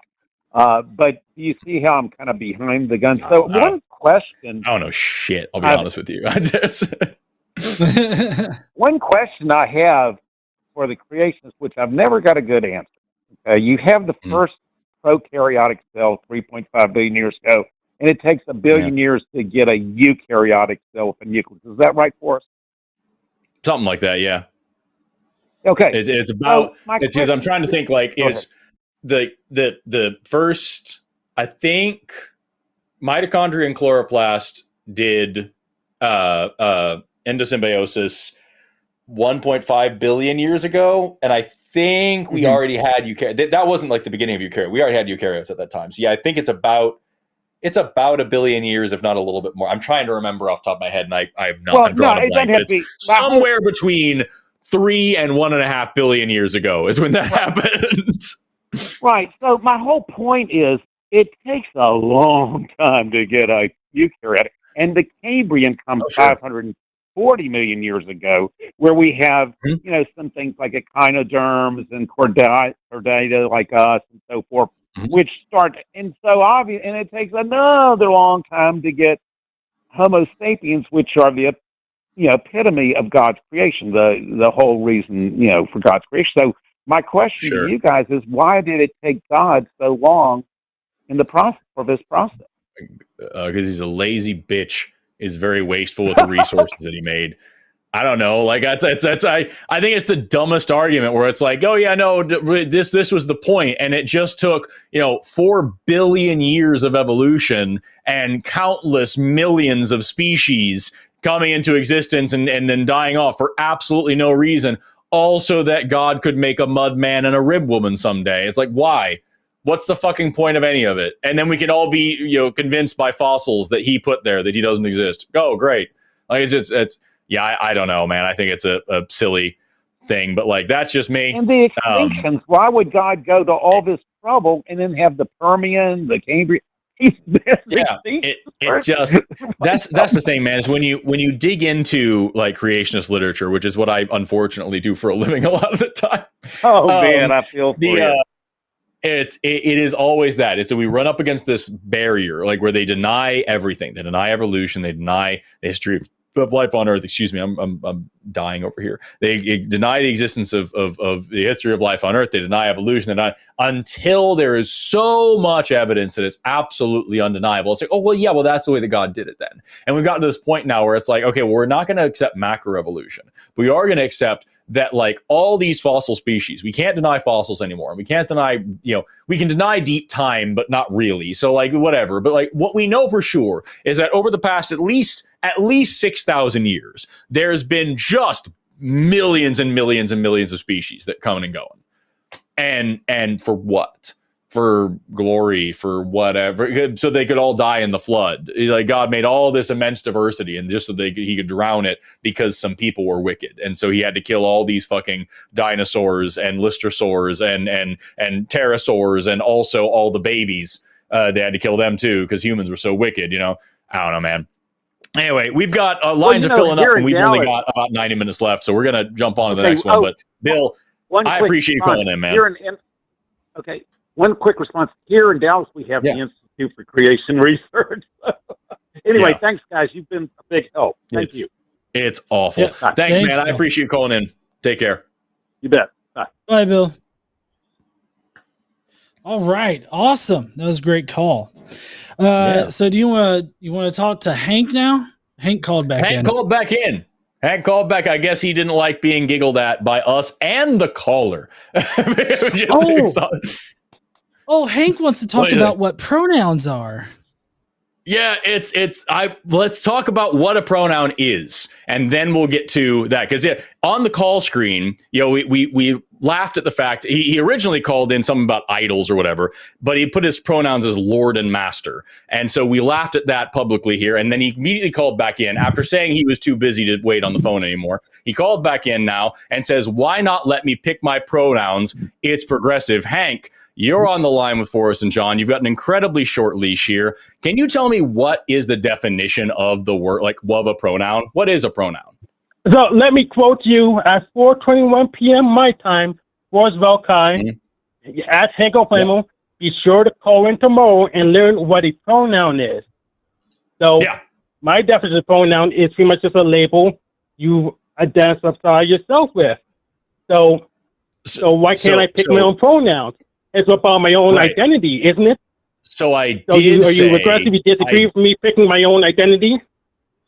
So I did say, make sure to call back in and learn what a pronoun is, because I saw that you had set your pronouns to Lord and Master here and then hung up. So I was telling you, call back in so we can talk about pronouns. You have now called back in. So now is the time we're going to learn about what pronouns are. So right away. It's my own identity, right, Forrest? Can I identify myself any way I want? No, I'm not allowed to. That's not. Why am I allowed to identify myself as, Forrest? So, Hank, what I asked you was, do you know what a pronoun is? And you gave me a long, rambling answer about identity. So, I'm going to ask you one more time for a very succinct answer. Can you concisely tell me what is a pronoun? Yes, self-identity. What do you disagree on? That is not wrong. That's not what it is. Hold on. So, okay. Let me go. Okay, tell me what pronoun is. No. I'm muting you. There, Hank. Let me just read off the definition real quick, just straight. Thank you. Pronoun, a word that can function by itself as a noun phrase and that refers either to the participants in the discourse, e.g. I, you, or to someone or something mentioned elsewhere in the discourse, e.g. She, it, this. So a pronoun, Hank, just so you know, is a word that replaces a noun. So here I am sitting my name is Forrest, and here I've got John sitting next to me. I don't want to say Forrest believes this, Forrest believes, I can just say I is a pronoun that replaces the noun Forrest. If I'm talking about John, I don't want to say John just told you John. I say he is a pronoun. If I'm talking about Paris, I can say, I'm just good. You're going to have to hold the fuck on while we finish explaining to you how fucking English works. If I want to go to Paris, I don't have to say Paris, but I can say there, right? There is a so it's just, that's what we're talking about. He, she, it, they, them, what else? These are words that replace nouns for convenience in language. Now, what you were just starting to babble about there at the end is why not she? Because there are gendered pronouns. And now we get into the concept of gender identity. And we can go there if we want. But before we move on, I need you, Hank, I'm going to bring you back on. I need you to acknowledge the fact that the words Lord and Master are not pronouns. Those are nouns. Do you understand that? No. Why can't you use so we're going to start back from the beginning. So nouns and pronouns are different things, okay? So a noun is a person, place, thing, or idea. And sometimes they're proper names, sometimes they're not, right? Table is a noun, right? If I don't want to use the word table over and over, I can replace the word table with the word it. It is a pronoun because it replaces the noun. See? So as John just gave you the dictionary definition, I've given you a layman's definition, right? So the words Lord and Master, those are nouns. I would never refer, if I were to use those as a pronoun, it wouldn't make any sense. Lord said this, Master said that. That just doesn't, it makes you sound like a fantasy goblin. Master has told me to, it just doesn't work, right? So those are nouns, not pronouns. Can you understand now, Hank, the difference between a noun and a pronoun? No, it's a pronoun and noun, technically. It's pronoun subset noun. No, a pronoun is not a noun. A pronoun is a pronoun. Pronouns and nouns are different things, okay? So do you understand? Lord and Master are nouns. He, she, they, them, it, those are pronouns. Do you understand now? Nouns and pronouns are different things. Lord, Master, doofus, idiot, troll, those are all nouns, not pronouns. Do you understand? Why in the a pronoun is not a subset of a noun. Yeah, I just make it try to get this clear. You say pronoun is not a subset of the class noun when using language. It's not pronoun's not kind of noun. Like you're not like a square. It's not kind of rectangle. Things, Hank, goddamn! Why can't you get this through your fucking skull? You're just yelling at me. You're yelling at me. I'm not gonna hang up. You're rude. All right, fucking hang up. We don't care. Wait a minute, hold on, just a second, Hank. Just so we're clear. Okay, well, Hank just hung up. Just so we're clear, this started because Hank was in the chat saying that we couldn't handle his argument and we would hang up on him because we're so scared of his argument. Hank just hung up after what was that? 2 minutes of fucking third grade grammar. That I don't know what to tell you, man. This is it. This is the best that the anti-woke has. They're not sending their best. They're not sending their brightest. I like how he complained about me yelling at him when, like, every time he started to speak, he was like yelling into the microphone. Like, I don't understand. Like, I don't know if he was just trying to talk over us and dominate or whatnot, but it's like, yeah. Well, you already you had to mute him right away because he was just already yelling it, and it's like, just fuck, man. I would have loved, and I mean this sincerely, I would have genuinely enjoyed having a conversation with Hank if we had gotten past, or even if we had just been able to get to the honesty of like what a pronoun is. If we had just gotten to what pronouns are, I would have genuinely enjoyed a conversation about personal identity. And why, when we talk about picking your pronouns or announcing your pronouns, the reason why I say, hi, my name is Forrest, my pronouns are he, him, that's not like a declaration of faith. There's actually some science there, and there's something we could talk about there. But before we can do that, we have to be able to acknowledge what English is and the difference. Like, Fucking Hank, if you're this big of a fucking snowflake about pronouns, wait till you hear about verbs, motherfucker. They're crazy. And there's adverbs. There's a whole thing. Adjectives are out there. They're wild, and you got to be careful with them. And so, like, if you've got a long way to go. I recommend. I don't have a textbook for this. I'm sure there's like a we can read English book for kindergartners that you can pick up somewhere and learn how this shit works. If you don't want to speak English, don't. I'm not going to be mad at you if you speak a different language. That's great. Just if you're going to have such a problem with the one that you're supposed to be speaking here, like, I don't know, man. Yeah. I don't know. Honestly, with him wanting to be called Lord and Master, like, that sounds like such an incel thing to like call in and be like, and demand we refer to you as Lord. And again, I am Lord Hank. I'm not trying to kink shame. If that's what you're into, just don't bring it onto my show. You know what I'm saying? Don't bring it in here into my house and make me help you slick yourself silly by being called master in front of fucking 20,000 people, because that's the best fucking confidence booster you can possibly hope for. Man, learn to read is what I'm saying. Hank, learn to read. That's what I encourage you. That would be nice. All right. We do have a couple more theists on the line before we get to the atheist scholars. So we've got Sean from Canada who would like to talk about religion as a comfort. Hey there, Sean. How are you doing? Am I on? Pretty good. How are you doing? You are on? We got you. Not too bad. Not too bad, thanks. All right. So would you want to talk about specifically? So, I'm not sure where to start here. I've been watching your show quite a bit lately. I've watched a lot of videos of Christopher Hitchens, and I've been questioning my upbringing, and they're as a Presbyterian, to be specific. But I'm kind of on the borderline between atheist and theist.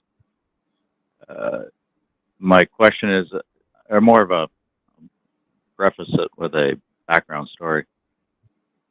My grandmother passed away many years ago, and we're at the burial, and some of my cousins and close relatives were very upset, especially the younger people.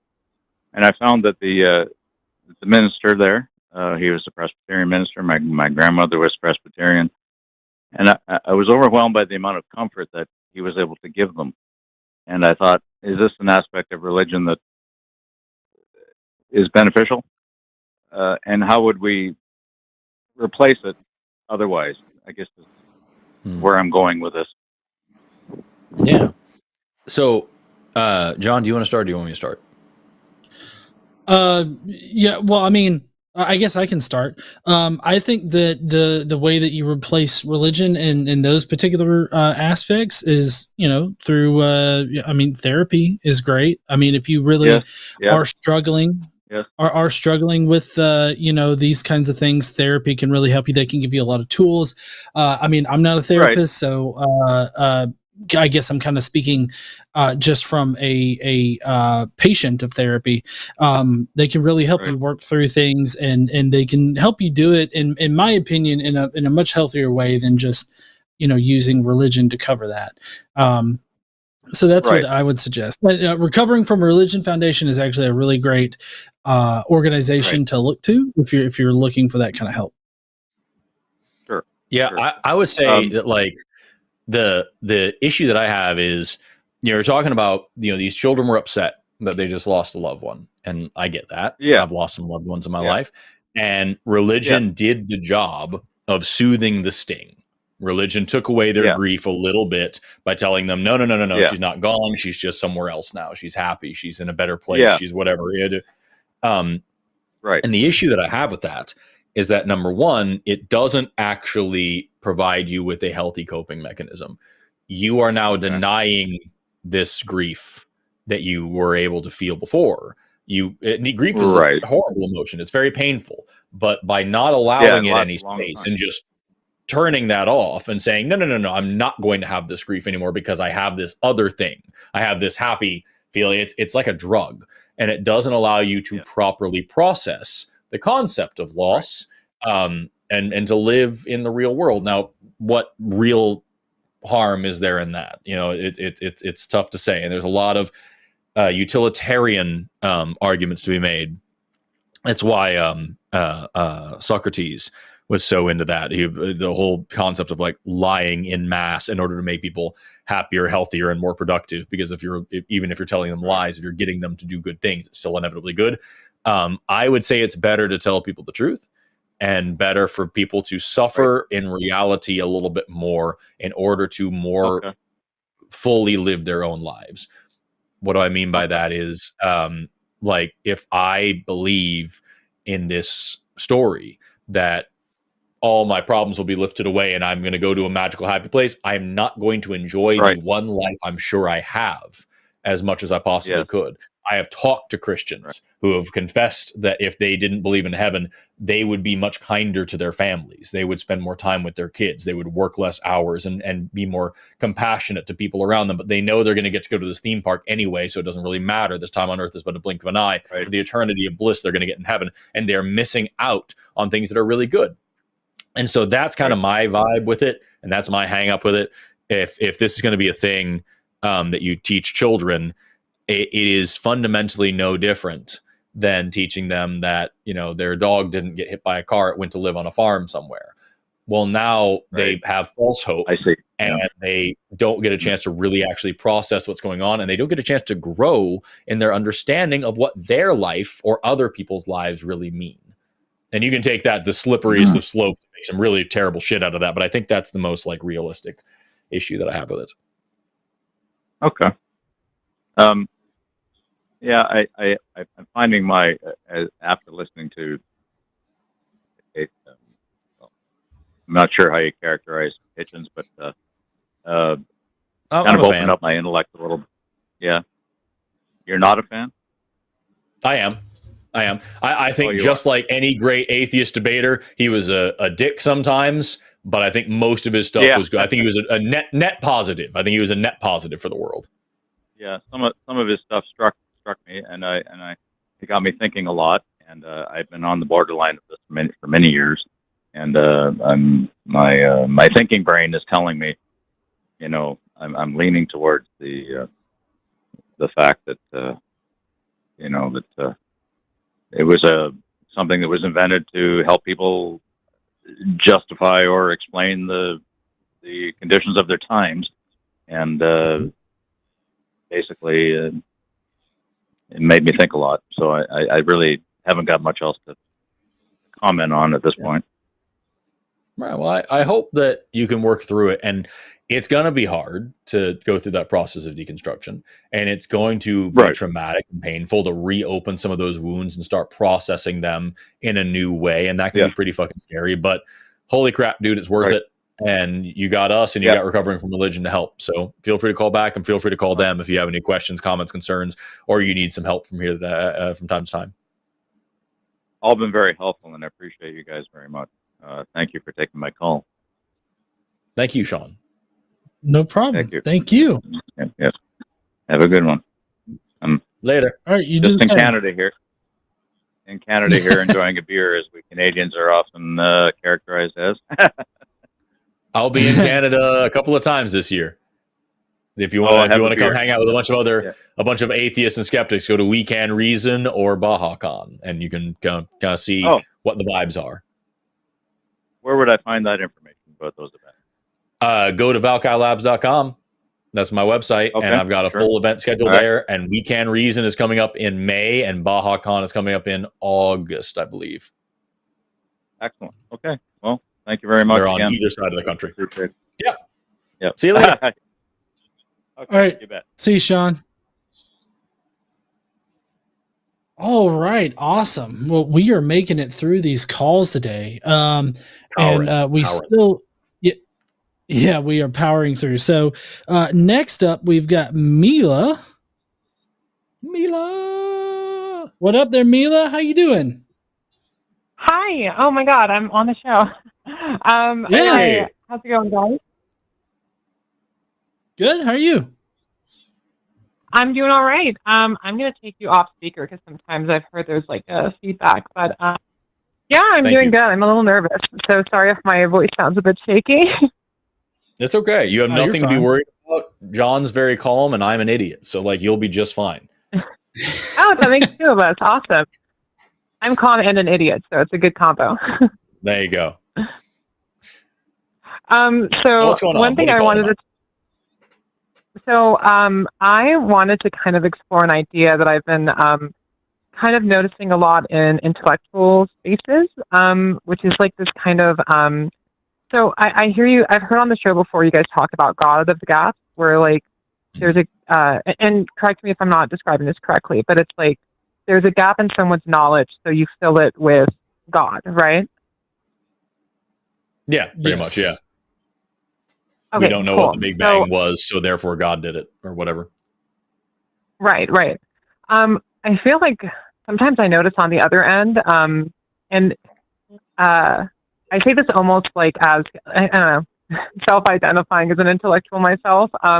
Like sometimes I notice a lot in a lot of different contexts, people will kind of do this nuance of the gaps where like the conversation will get a little bit complicated, or like there will be a disagreement, and then people kind of fall to where like an explanation like, well, you know, reality is weird, nature is complicated, you know, there's nuance. And I love acknowledging the nuance because, you know, I'm a bit of a nuance freak myself. But I feel like sometimes it's almost viewed as like a conclusion rather than like an entry point to say like explore the nuance of a subject and like explain, okay, well, because of this nuance, like in, you know, once we acknowledge this more complicated picture of reality, this is how the more complicated picture leads me to believe this different conclusion, right?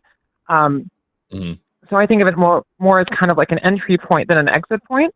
And yeah, it was something I felt like might be worth discussing and just kind of hearing your thoughts on.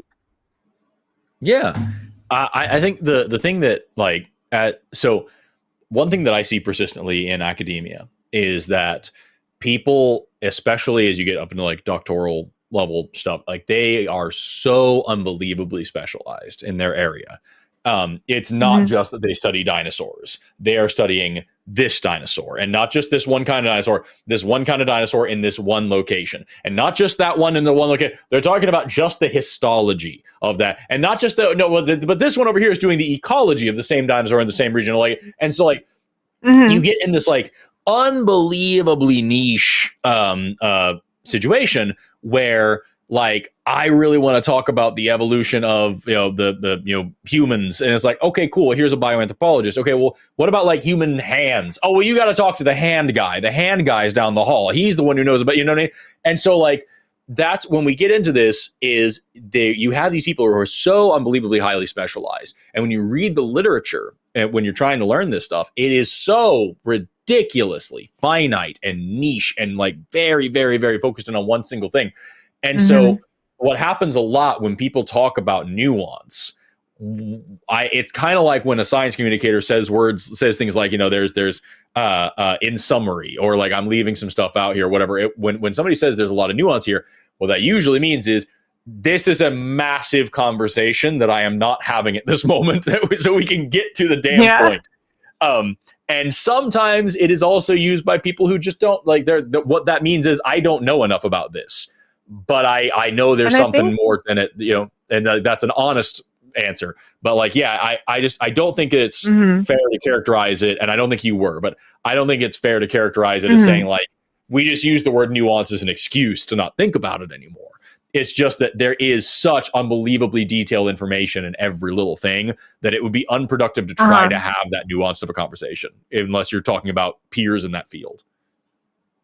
Well, see, one of my favorite quotes is from, oh God, I might be sounding like, I might be showing my idiot card here because maybe it's not actually from Einstein. I think that's why I remember it. But it was like, anyway, it's a good quote. It says like, if you really like master the understanding of something, like you should be able to explain it to someone like a 5-year-old, right?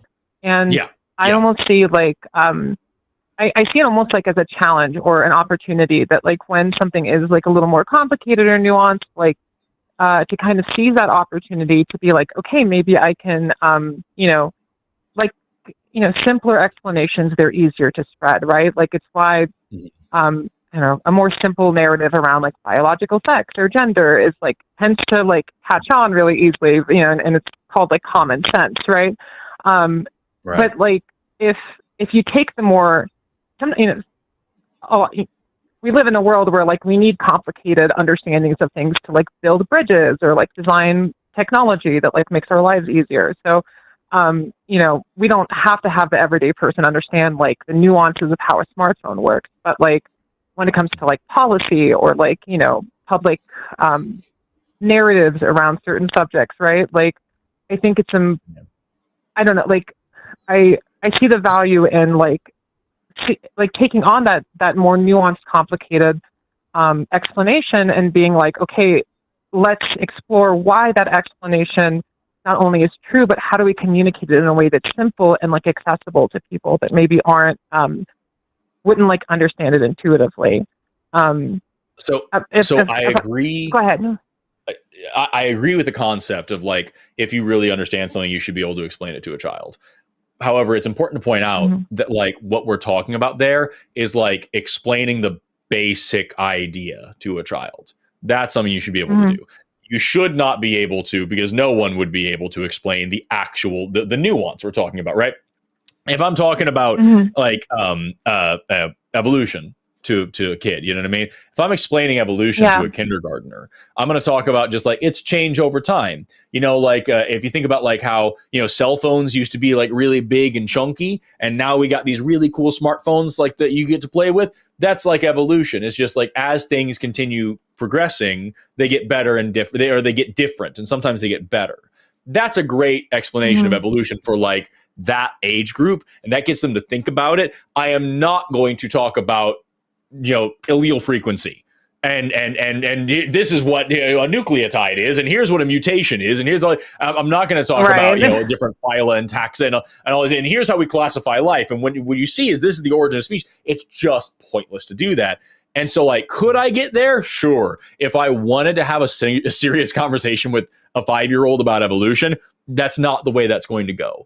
And so like when you talk about like sex and gender, just as your example there, if I were explaining to a kid, like, what this means, I could say something like very simple, like, sometimes, it's not as easy as you might think to tell who's a boy and a girl. And there's actually some people that are neither, that are actually just kind of their own thing. And you just kind of let them tell you what they're comfortable with you calling them. And that's an easy way. I can very simply break that down. Like, most of the people you're going to meet are boys and girls, but there's some people that aren't. And you shouldn't really assume, because you should really ask. It's a little bit more polite that way. The same way you would ask people's name. You wouldn't just go up and call somebody John. You would ask them if their name is, whatever, unless it's this guy, then you can.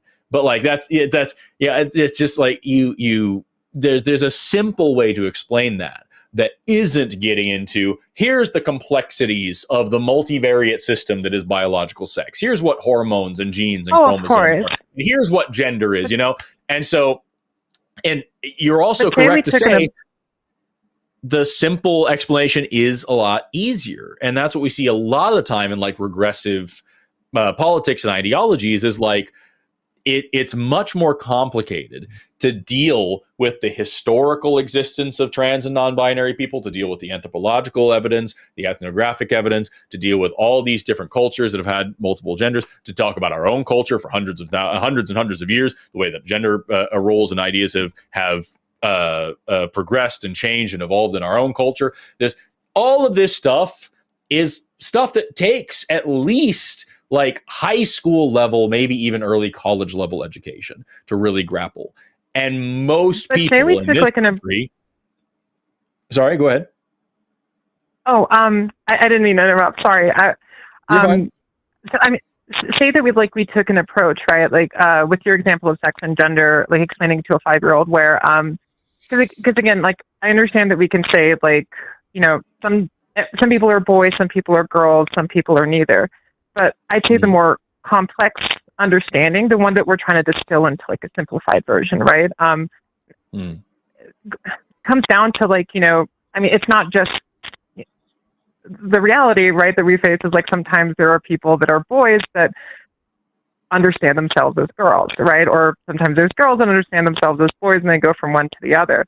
Like, say you took an approach where you like address that nuance. Obviously you can't go into like, you know, sex as a constellation of traits, and you know, things aren't always 100% aligned, but you know, and gender you still is a like completely acknowledge different thing. Yeah. And and that's what you can do. You can say, you can use words like feeling, because kids understand feelings really well. You know, that's all they have. They don't have a lot of thoughts yet, but they have big feelings. And so, like, you can use a word like that. You can make it very, very simplified in a way that a Fox News anchor would hate, and say, you know, like, oh, this person feels more like a girl the way you feel more like a boy.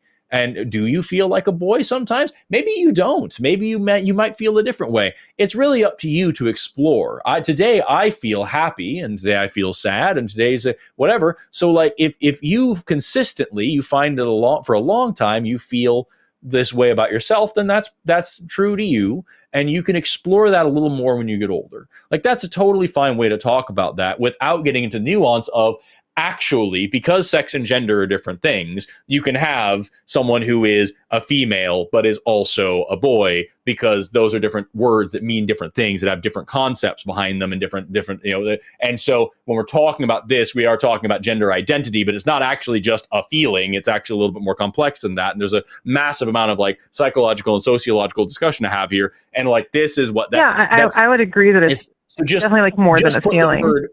Put the word feeling in there for a kid. That's good enough to understand, because kids understand what a feeling is. You know what I mean? They understand what that means to like think about who you are. And okay, what does it feel like when you think about who you are? Well, when this person thinks about who they are, they feel like a girl. And it turns out that, you know, that you can look at them and they look a lot like all the other girls, you know, so it's okay. You can call them her. And this other person doesn't really feel like either. It just doesn't really work for them. And so they're doing their own thing. So it's really polite to just use they or them to talk to them about that person, and you'll get to know them a little bit better. And maybe you'll learn something about yourself by learning about them. You'll learn how different you are. And that's awfully fun, to learn about the differences between us, and to celebrate how interesting and how different we all are. And we all special and all so cool. And like, that's a thing you can. That's kind of what I mean though about the. I feel like that's kind of what I mean though about the nuance of the gas, right? Where like, instead of like going into like a more like kind of exploring the nuance and exploring like why sometimes, you know, a person is experiencing their boyness or girlness as a feeling, right? Like, we kind of appeal to this larger, like, you know, everything is, you know, kind of complicated and there's lots of exceptions in nature, which there are. But like, for instance, I would maybe explain it as, you know, the reason why someone might feel like a boy or like a girl is because there's lots of different, you know, when we look at someone as a boy or we look at someone like a girl, there's, you know, people are made of lots of parts, and sometimes all those parts aren't always aligned in one direction or another. So, you know, kind of like diving into. The issue is it depends on what age group you're talking about, but you are conflating sex and gender there if you're talking about physical parts and words like boy and girl. But like, that's fine. And that's always been kind of a. If you want to scale for me, it up, it's always been. For me, it's always been kind of. It's been harder, I guess, for me to distinguish, because I'm both intersex and trans. I was born an intersex male with Bailey-Chappelle syndrome, and I transitioned over to I guess now an intersex female, or however one would define that. And sure.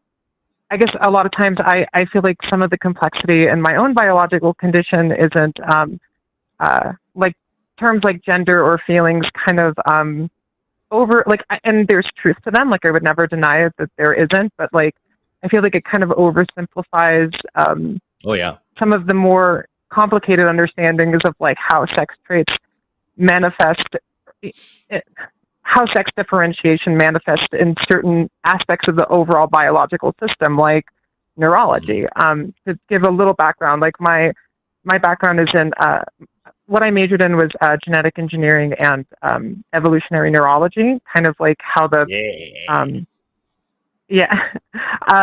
don't know if you know what like LUCA is, like last universal common ancestor, but yep. Okay, cool. So like kind kind of like the abiogenesis hypothesis of like how the central nervous system evolved, like from, you know, chemical evolution into like DNA. Obviously, like that's super complicated, but you know, It's a long time. my neuroscience, like, yeah, very long. But my kind of understanding of, you know, gender as like almost an aspect of sex differentiation, and it's more complicated than just sex traits. There's obviously a sociological and like societal lens that we, you know, that's how we know that, like, usually that's like the main signal. And for me, you know, like I might be intersex, but like, you know, even if I wasn't, I still would have known something was wrong, you know, because I didn't, you know, see myself in any human beings that, you know, had the sex characteristics that I appeared to have on the outside. And sometimes aspects of a person's biological sex aren't as easy to detect by looking at them, right? Like whether you're talking about gonads or you're talking about neurology. I feel like a lot of times that those aspects of like the more complicated aspects of biological sex and gender, like, you know, as a sociological construct, sometimes it's kind of oversimplified, and I kind of, if anything, I'm looking for advice of like how do you kind of bring up those nuances and like discuss those complexities in ways that are like more accessible to people that, you know, don't seem overly intellectualized. You're talking about just the nuance of how to talk about sex and gender in this way specifically? Yeah, well, like I guess more so like the mechanisms, right? Like how, you know, like if we think of like consciousness, right? Like we go from neurons to like how they connect into larger systems, into like thoughts and then systems, right? Like how do we do the same thing with sex and like how gender evolves from that? I would say it, like the way that I would usually present it is like if I'm speaking to somebody who's an adult and is not a scientist, so we got a muggle, you know, and they are interested in this topic, but they're not academic, and that's just really not their. And I'm not trying to like overwhelm them with a bunch of shit, right? So I would start by just saying that sex is a multidimensional construct with lots of different factors that go into it, and not a single one of those factors is solely determinate. Yeah, is not a single one of those factors is solely determinant of the outcome, and not a single one of those factors has only two options. So you have this really wide array, and you can do, you know, like the old plot, the graph where they do like multidimensional analysis, and you have a bimodal system, and nobody understands what the X is because the X is like the sum total of all these different characteristics and all their possibilities, right? And so I would say it to that way that sex is this very, very, very convoluted thing. And if you in 6th grade learn XX means female, okay, well, here's this person I'm talking to right now, De La Chapelle syndrome, that actually either because of an epistasis situation, either because of an epistasis situation or translocation of part or all of the SRY gene or whatever other reason. There's a reason why it's called syndrome. It's because it doesn't mean there isn't one guaranteed cause, right? You have this person with XX chromosomes, you are genetically male, chromosomally female, anatomically male, hormonally female. Like you've got this mismatch, and so putting people like mixed that traits, using an intersex trait as an example to get people into this headspace of, okay, so this is a little bit more complicated. So now what do I call this person? Well, that is one of the reasons why gender is different. Transgender and intersex are different concepts, right? And we can talk about gender in a minute. But for right now, let's say we talk about somebody with Swyer syndrome, right? So here's somebody with XY allosomes who has a vulva and a vagina and a uterus and uterine tubes and ovaries and like all of this whole situation. They are anatomically and phenotypically female, but they're chromosomally male. What do we do with this person? Either you must accept that some men can get pregnant and give birth, or you must accept that some women have XY chromosomes, or you can split sex from gender. And this makes total sense. This person is rare, but not outside of the realm of possibility. They're very interesting, but they make sense, right? And they're no longer this anomaly that needs to be justified. They're just a person. It's like, and then if we really want to get into gender, sorry, go ahead. I'll make it quick. I was just going to say, like, you know, when we look at someone with mixed traits like me, I mean, you ask the question, like, what do we call that person? Like, I think, I can look at myself as like a conglomerate of like body parts, or I can look at myself as a human being. And the part of my biology that makes me human, that is also sex differentiated, since sex differentiation affects every aspect of biology, whether you're looking at bones or genitals or reproductive, whatever. Like, the part of our biology that makes us human is, comes down to our minds. And, if you extrapolate that into a soul to get philosophical or whatever, like, sure, but like, that's why we call people what they want to be called, because we're acknowledging the part of their biology that makes them more than just, objectified parts, but like an actual human being.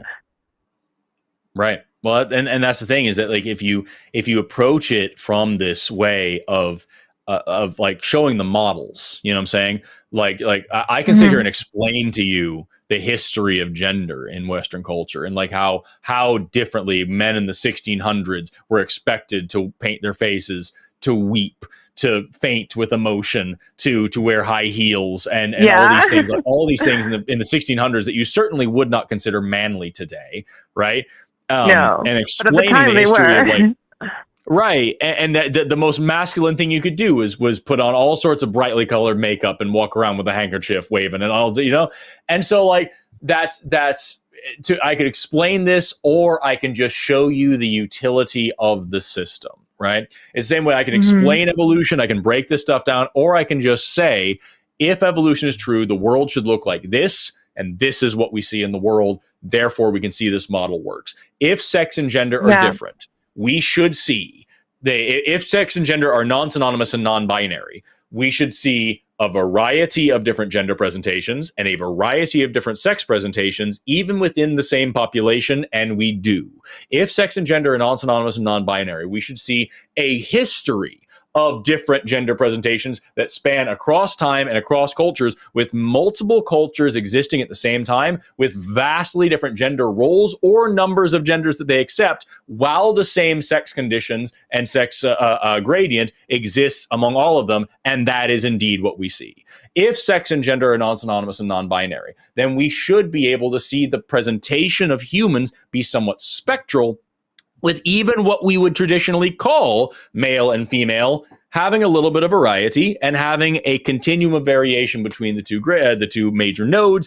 And also, no matter where we are on that line, we should find people who identify and present themselves in different ways, as we can see that gender identity, gender presentation, and gender roles in the society are all distinctly different things that come together to make one construct called gender. And that is exactly what we see. And so like, that's the way that I would present it to them, in a way that would like show how it works. Does that make sense? It does. Let me ask you this, Forrest. What if you would use the word gender to refer to, let's say, like the social roles that like we associate commonly with like biological sex differentiation, assuming everyone's endosexual, right? What word would you use to describe, let's say, someone's neurological sex differentiation, if you would even distinguish that from gender in the first place? I would. Whenever I'm talking about sex, because like just even if you ignore intersex people, right? You say everybody's endosexual. Love this. So like, even if we do that, that doesn't change the fact that like sex is still has different levels. And so like chromosomal sex is still different than anatomical sex, is still different than hormonal sex, is still different than gonadal sex, is still different than gametic sex, whatever you want to talk about, right? And so if I was talking about somebody's brain and I'm pointing to like, the idea that trans people have neural architecture that aligns with their gender identity more than their genitalia, then yeah, I would absolutely use that as a way to talk about a biological basis of gender. But I would also be very sure to point out that just like with, say, for example, sexuality, right? There are brain markers. There are brain markers that tend to point in one direction for like homosexuals versus heterosexuals, for example.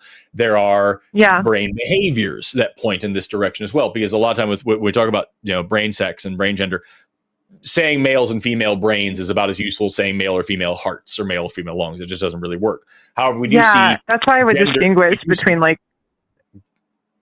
That's why I would distinguish between brain and neurology. Yeah, so we do see male or female activation patterns that tend to follow along gender lines, right? And that's especially with mainly what we're talking hormone-regulated about. patterns. Absolutely. So, like, if we're talking about like sexuality, we can say there are activation patterns of homosexuals that look like, if a homosexual person is in a brain scanner looking at a picture of someone of the same sex, their brain lights up in the same way as a heterosexual person looking at someone of the opposite sex. So we have these activation patterns that we can trace. Same thing works for gender. I can now make this connection. And I can also say that just like with sexuality, where it is next to impossible to boil down all of somebody's very complex feelings about who they're attracted to and how they're attracted to them, difference between romantic attraction versus sexual attraction versus erotic attraction versus all these different things, all this down into one single box that I can then reliably apply to literally anybody else. That's fucking insane. That's why there's so many people who are demisexual, pansexual, whatever. It's hard to keep track of sometimes. Same thing then applies to gender. If you can tell, even if I can in some way boil down everything I can tell you about me being a man and what that means to me, guarantee it doesn't 100% apply the same way to John sitting next to me here. We have a different concept of what man means, and that's fine. And so that's the way that I would present that. And so I would say, yes, there is a biological basis for like gender presentation, gender activation, sex linked to sex is related to gender. No one's arguing it isn't, but it is a different thing. And when we look at how gender actually presents, that varies from culture to culture, generation to generation, person to person, day to day. And that's a big important, that is the nuance that now you don't want to get into either, because I fucking promise you we will be here all day talking about it and getting nowhere. That's where nuance is useful. You know what I'm saying? So to clarify, are you saying that you would distinguish between like gender as a social role and gender as a biological basis of like neurological sex differentiation, or would you still say they're separate things? Because I'm very interested in like, are they separate? Like, should there, we can talk about like brain sex, right? But like, we don't necessarily have to say a person's entire brain is male or female to say, hey, this, essential component of the brain that like is related to cognition or information processing or emotional regulation takes on a more, male or female pattern, or, is influenced by like certain hormone levels that are present. Like, how would you, if we took like the neural architecture approach of like, all right, this specific aspect of the neural architecture, how it sex differentiates, how that relates to identity, would you distinguish that? Would you still say that that's distinct from like the overall concept of gender? Or would you say that like gender as like a social role construct, right? Or would you say that like it's just a part of gender, like a kind of a smaller component or a distinct component of it?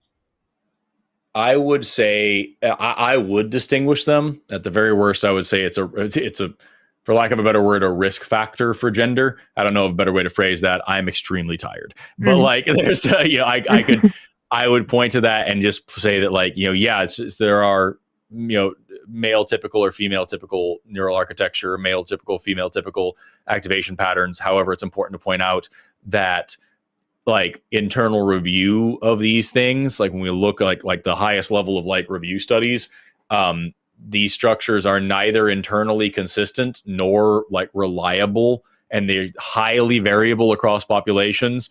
And so like it's really tough to say this person has these parts of the brain with that are these volumes and activation patterns that look like this, and then make that diagnostic to say, okay, well, this person is X amount of likely to be a boy. You know what I mean? I don't know if that's reasonable to do. I'm not a neuroscientist. I would be talking out of my ass if I tried to stretch that any farther than I could now. But like, it is I would still complicated. search them because I think it is complicated. It's nuanced. And I would tell you that like, I think out of all that, the main takeaway is that like, I would still separate them because that model fits reality better still. And if there's more to it to learn, then we need somebody like you who's a neurologist that can get in there and figure it out for us. So I'm excited to see what your research yields in the future and what you can figure out, because I want to know. And I'll let you know next time. I'm thinking about going back to study psychology pretty soon. And so I'll let you know if I learn anything cool or new about that specifically. It'd be tight. Anyway, you're definitely right. It is complicated. We've got a very little bit of time left, but I really appreciate you, Mila. Thank you so much for calling and talking to us about this. It was a lot of fun. Of course. Thank you so much for your time. Have a great night. See you later. Bye-bye.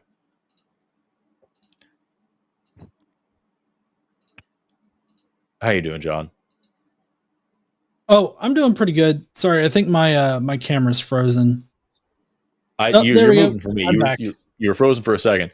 Yeah, so I didn't think you were excited about digging into that one. I said we got through it. Now to move on to the next thing. No, you're totally the you're totally the expert on that. So that's why I just let you handle that. Yeah, I learned things along with that last caller. Well, thank you. I should, if I were a better co-host and a better friend, I would have asked you if you had anything to say at the end, but I didn't think you were into it. Oh no! Well, like I said, I was learning along with Mulus. So, right so on. yeah. But we do have another theist on the line here, saying that God is the solution for suffering, for the problem of suffering. What's up there, Cosmos? Hello. Hi. Hello. Oh, am I audible? Can you hear me? We got you. Oh, hi, Forrest. Hi, John. Hello. Hi. So what you want to talk about? How are you guys? I think we've spoken before, haven't we? No, I'm coming here for the first time, like with you for the first time.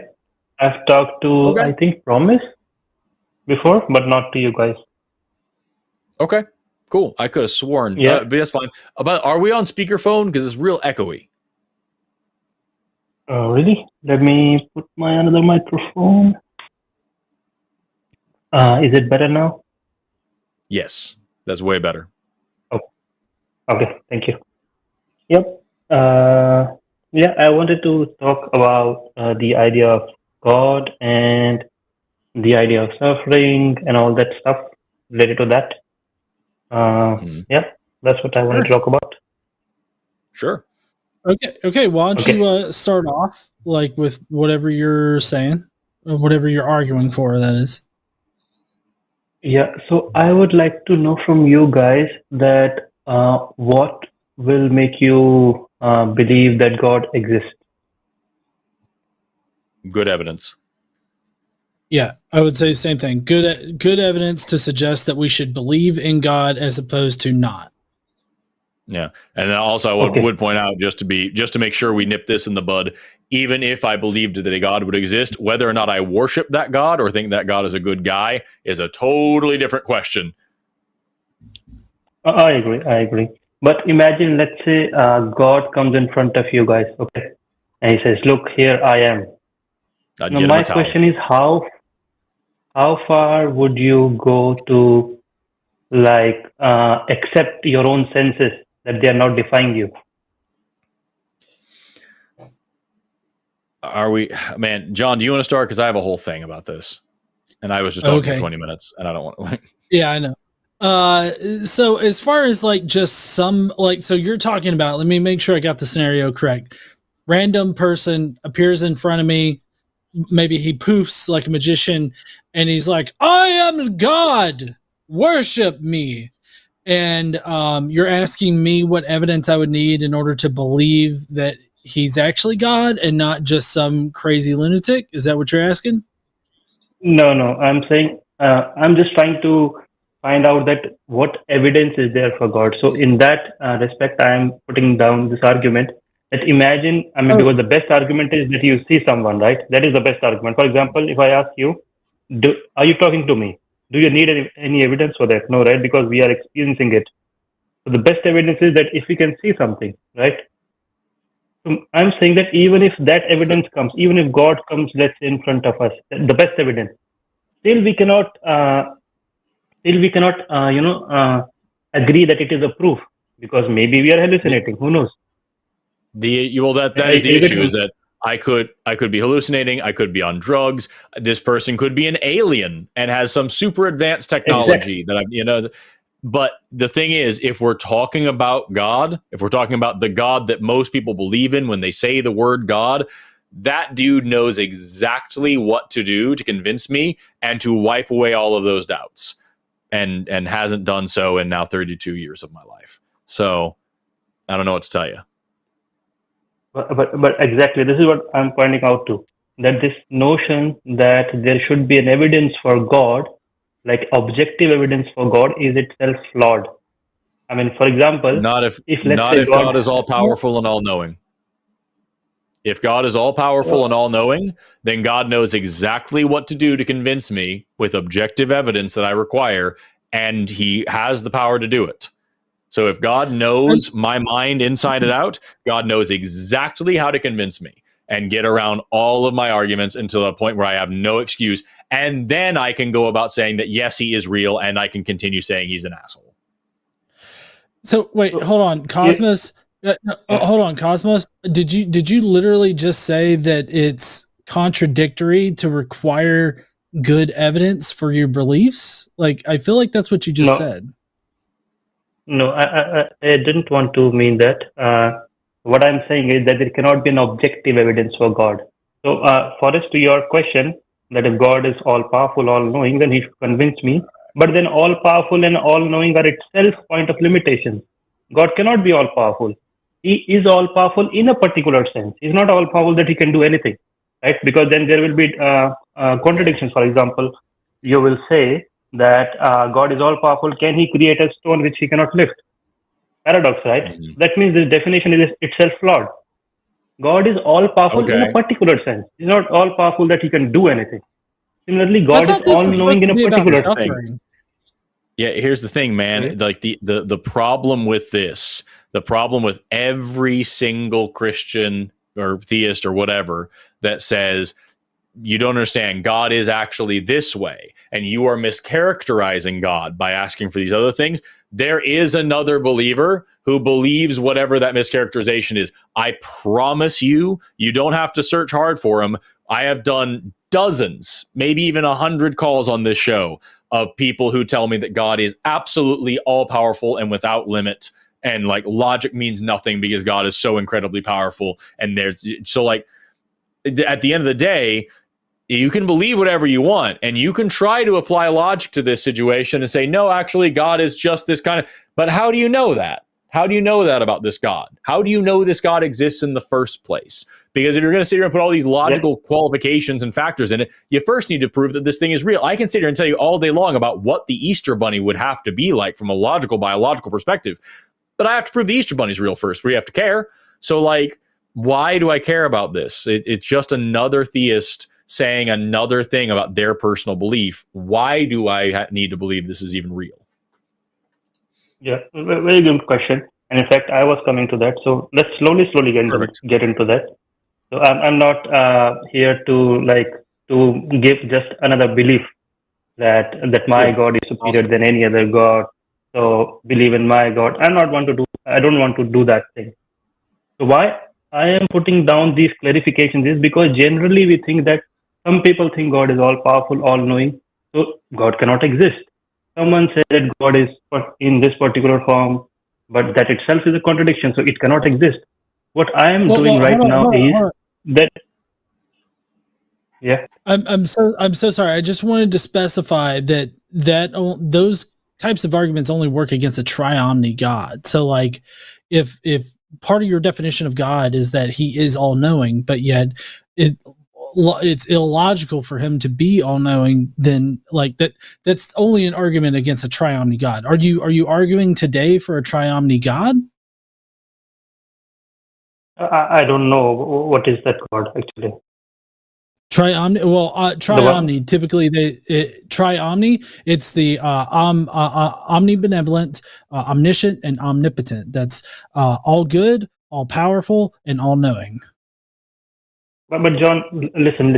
Apply some decent logic to this question. If God is all loving, then why would there be suffering? You see, God cannot be all loving. I agree. It's simple logic, right? Right. If God is all powerful, then why can't he just end the evil? So God cannot be all powerful. So we need to clarify the basics first. I'm sorry. What are you calling in for? I'm taking you towards the right idea of God. I mean, the real God, which is in their own religions. These periphery terms, all powerful, all loving, they only make sense in a particular scenario, but they are not the true definitions of God in each religion. I'm not talking about one particular religion. Can we start before Cosmos? Like what I said earlier, and you said you were getting here is that like I don't want to sit here and hash out what God is like and not before I know whether or not a God exists. So can you tell me, why do you believe this God exists in the first place? And then we can figure out if we agree what kind of God it is. Yeah, I was going there, but John interrupted, so I had to answer his question. Yeah, John's an asshole. Fuck John. Yeah, let's get back to it. No, he's a very nice person. So, yeah. So your question to what type of God I'm talking about? See, no, God is whether or not it a exists. concept. I don't care. Sorry? Why do you believe God exists? Yeah. When I say why, when you ask why do you believe God exists, first you need to know what is God, right? Then you can say why this exists. I guess I just don't want to get into like the details of like what omni is and whether it's powerful or good or anything like just what is this thing and why do you believe it's real? Yeah, this is the next question. So what I am proposing here is, and what all religions propose, by the way, if you look at the core of each religion, not the periphery, but the core of each religion, what is God in itself? There is a simple definition to God, no complication. So God is existence, consciousness, infinity. That's it. Existence, consciousness, infinity. Let me elaborate on that. Those are different things. They are not different things. Let me come to these. So, but do you understand what I'm saying? Existence, consciousness, and infinity. What is infinity? I understand the words that you just said. I don't understand how those relate to a thing. Let me ask you a more direct question. When you say the word God, do you think that that is something that has a mind? No. Okay. No and yes, both. Does this... Okay, when you say the word God, it's fine. When you say the word God, when you're talking about God, is it something that can deliberately, of its own free will, do things? Yes and no, both.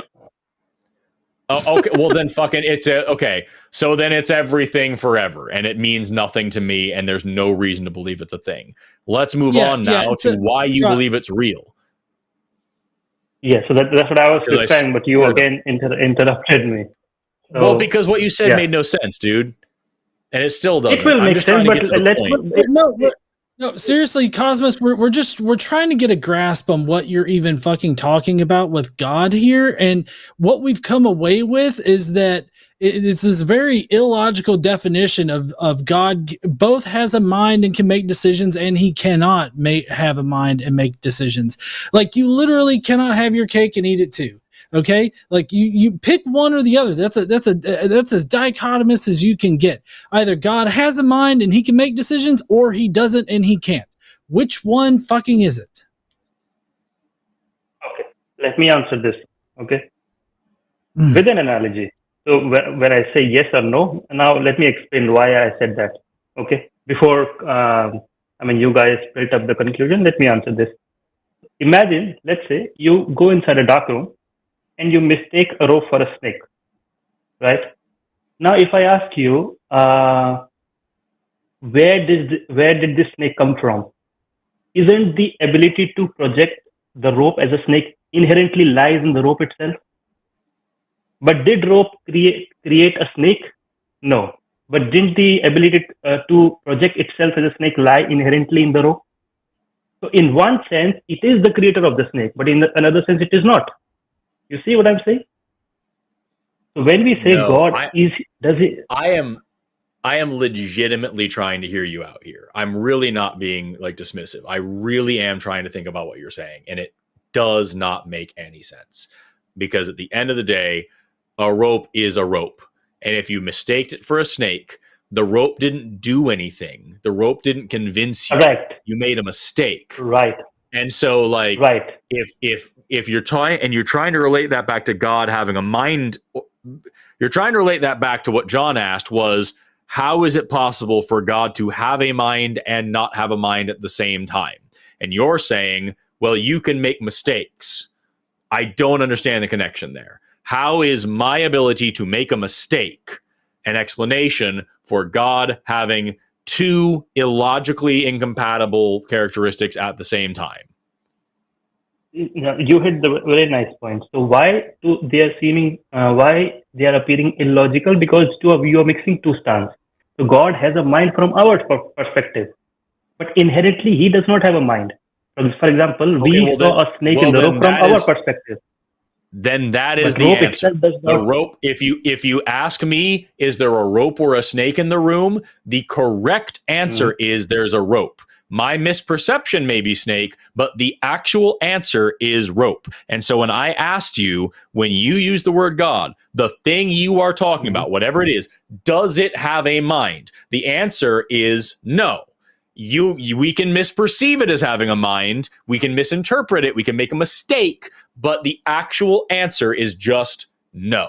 That's what I'm hearing. Is that correct? Is that what you are calling about? Yeah, that is correct. But note one thing here, that even after knowing that the rope is not a snake, still it will appear as a snake. The appearance will not go away, right?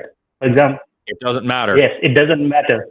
But why do we say it is snake? Because it appears to us. Similarly, we say God is mind. God has a mind because it appears to us. But it doesn't matter. It cannot have a mind. That is a fallacy. Cosmos, I am asking you about the actual objective reality of the thing you're discussing. I'm not asking about how I can make a mistake about it. I'm asking you, what is it? So I don't care about how it can be misperceived. I'm asking you, what is it? So God is a thing that doesn't have a mind. I don't know anything else about it. I know that it's a thing that can't think. That's all I know so far. It can look like it can think, but it can't fucking think. So my next question was, can God do things by its own free will? And you said yes and no. Is the actual answer no, but we can make the mistake that it can? Or is there a different reason to say yes and no?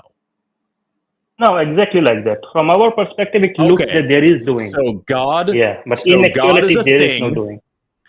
God is a thing that cannot think and cannot act. It is a rock. It's a thing that cannot think and it cannot act. It just is. It just exists. And it has no motion. It has no action. Is God tangible? So that's why the first attribute that I said, it is just is, existence. Okay? Is God tangible? Okay. Now, what do you mean? In what sense it is tangible? This whiteboard is tangible. I can touch it and feel it and manipulate it. Is God tangible? No, it is not tangible. No. Okay. So God cannot cannot act, give me a second, and cannot be interacted with. Is God visible? No. Is God audible? No. Can God be perceived by any of our five senses? No. Does God interact with time? No. Okay. Final question, Cosmos. What is the difference between a thing that has no physical properties, which can be interacted with in any way, doesn't exist as a part of time, cannot think, cannot act, is completely just meaningless to this universe, and something that doesn't exist? How do you tell the difference between those two things? The difference is that God, it does not has all these things, but yet it is knowable. But the thing which you're talking about, the thing that does not exist, that is not knowable, right? How do you tell the difference? How do you tell the difference, is what I asked, between something that is intangible, imperceivable, can't be seen, heard, smelled, touched, tasted, anything, cannot think, cannot act, cannot interact with our universe in any way, and something that doesn't exist? How do you tell the difference between those two things? That's what I said, knowability, right? You can know it. That is the difference. I haven't asked you if you can know it. I didn't ask you if you can know it. I asked, how do you tell the difference? How do you know it? By your own experience. That's what I said. But that experience is not the experience of the senses. Cosmos, you just said that it cannot be experienced. You said that I cannot interact with it in any way. Right. You cannot interact with it anyway. I'm not talking about that experience. The experience, the insight. It's not the experience of by five senses. No, okay, Cosmos. So earlier you said that you cannot perceive it in any kind of way, yet it is knowable. Yeah. How do you know senses, something? By the 5 senses. Hold on. No, wait. What? How do you? No. I just said you agreed that God cannot be perceived. How else do you perceive shit if not through your 5 fucking senses? Proprioception. Proprioception is not one of your 5 senses, but it's how you can tell where your body is in space. So you can tell where God is because your cerebellum fucking does it, is what it is. I don't fucking know. Goddamn. I want you to answer, John, and then I'm going to ask you a different question, and we're gonna get right back to where we were. And I guarantee we're not going to get anywhere. No. But the thing here is that if I ask you, how do you know about yourself? Do you know about 5 senses? For example, if I take one by one, each sense is away. For example, if I take your eyes away, the ears away, nose, touch, everything away, would you still know that you exist? Yes, because cognito ergo sum, I think, therefore I am. Now tell me how you can think your way into understanding that something that you cannot see, touch, taste, smell, something else that is outside of you exists. If it cannot be interacted with in any way, and it isn't existing in time, and it cannot perform any actions. Right. Just stop here. We are going like really nice on the right path. So first of all, this was a rebuttal to John's argument that without 5 senses we cannot know that. But just now you yourself gave the rebuttal. I think, therefore I am, right? Because I think, therefore I can know that I exist. But go one step beyond. Don't you know the thinking itself? Think about it. Don't you know the thought itself? Okay, so God is responsible for thought processes. So our consciousness. God is responsible for consciousness. You said that was one of the 3 things it is. John, wait a minute. Let me complete, because you interrupt, then I'm not able to complete it. Then questions. Shut the fuck up, right? John. You bastard. How dare you do this? Okay, so Cosmos, are you just here to talk at us? No, Cosmos, are you just here to talk at us, or are you interested in the conversation? Because Forrest and I are genuinely trying to figure out. Forrest and I are genuinely trying to figure out what in the fuck you're talking about, but you're not making sense at every single turn. So anytime we ask a clarifying question, it's because we respect your time, and we're trying to figure out what you're talking about. So, like, if you just want to talk at somebody, do your own fucking stream. No, John, I didn't mean to say that, but I mean, let me just complete one sentence at least, then you can give your thoughts, right? I'm saying one word and you are saying, so how can we interact? So at least one sentence, 2 sentences, then you can, one or 2 sentences at least. Here's the thing.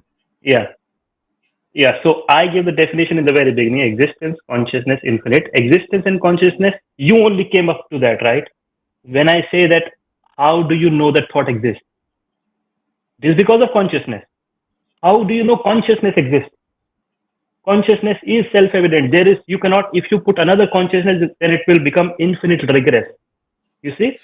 So ultimately, can I now say a thing that I have a major? Can I now say the major fucking problem that I have? What you just said. Just so we're clear, my consciousness is self-evident to me. I know that I am thinking because I am experiencing it. I don't know that John is thinking, or that you are thinking, or that anybody else is thinking. That's the problem of hard solipsism. It is impossible to prove that the entire world isn't actually just a figment of my imagination, and my mind is the only thing that exists in the entire universe. That is a completely, unassailable thing. That is just an unfalsifiable claim. So my consciousness is self-evident to me, and I can ask where that comes from, but it doesn't tell me anything. All I know is that I exist. Now you're saying, well, what about other people? I don't know that. I have to then rely on my senses to gain the information that you exist, that John exists, and that you are thinking and acting and talking and things like that. I cannot gain that information about your God, nor does your God exhibit the qualities that would allow me to. So I don't know what you are saying when you say that you can just perceive it the same way you perceive yourself. I perceive myself, and that's it. Everybody else, I rely on external information. And God provides no external information, nor can I perceive it. So it's not the same. And to say they're the same is lazy.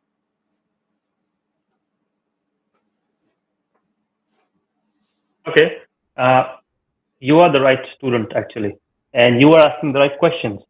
And this question that you ask, it has a very simple rebuttal.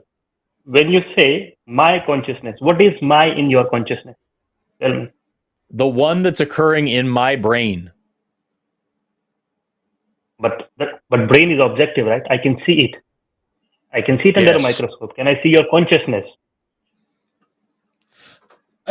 Consciousness is an emergent property of a complex central nervous system. So while it's not visible under a microscope, it is you can experience it, as an emergent property. What is the evidence that it is an emergent property?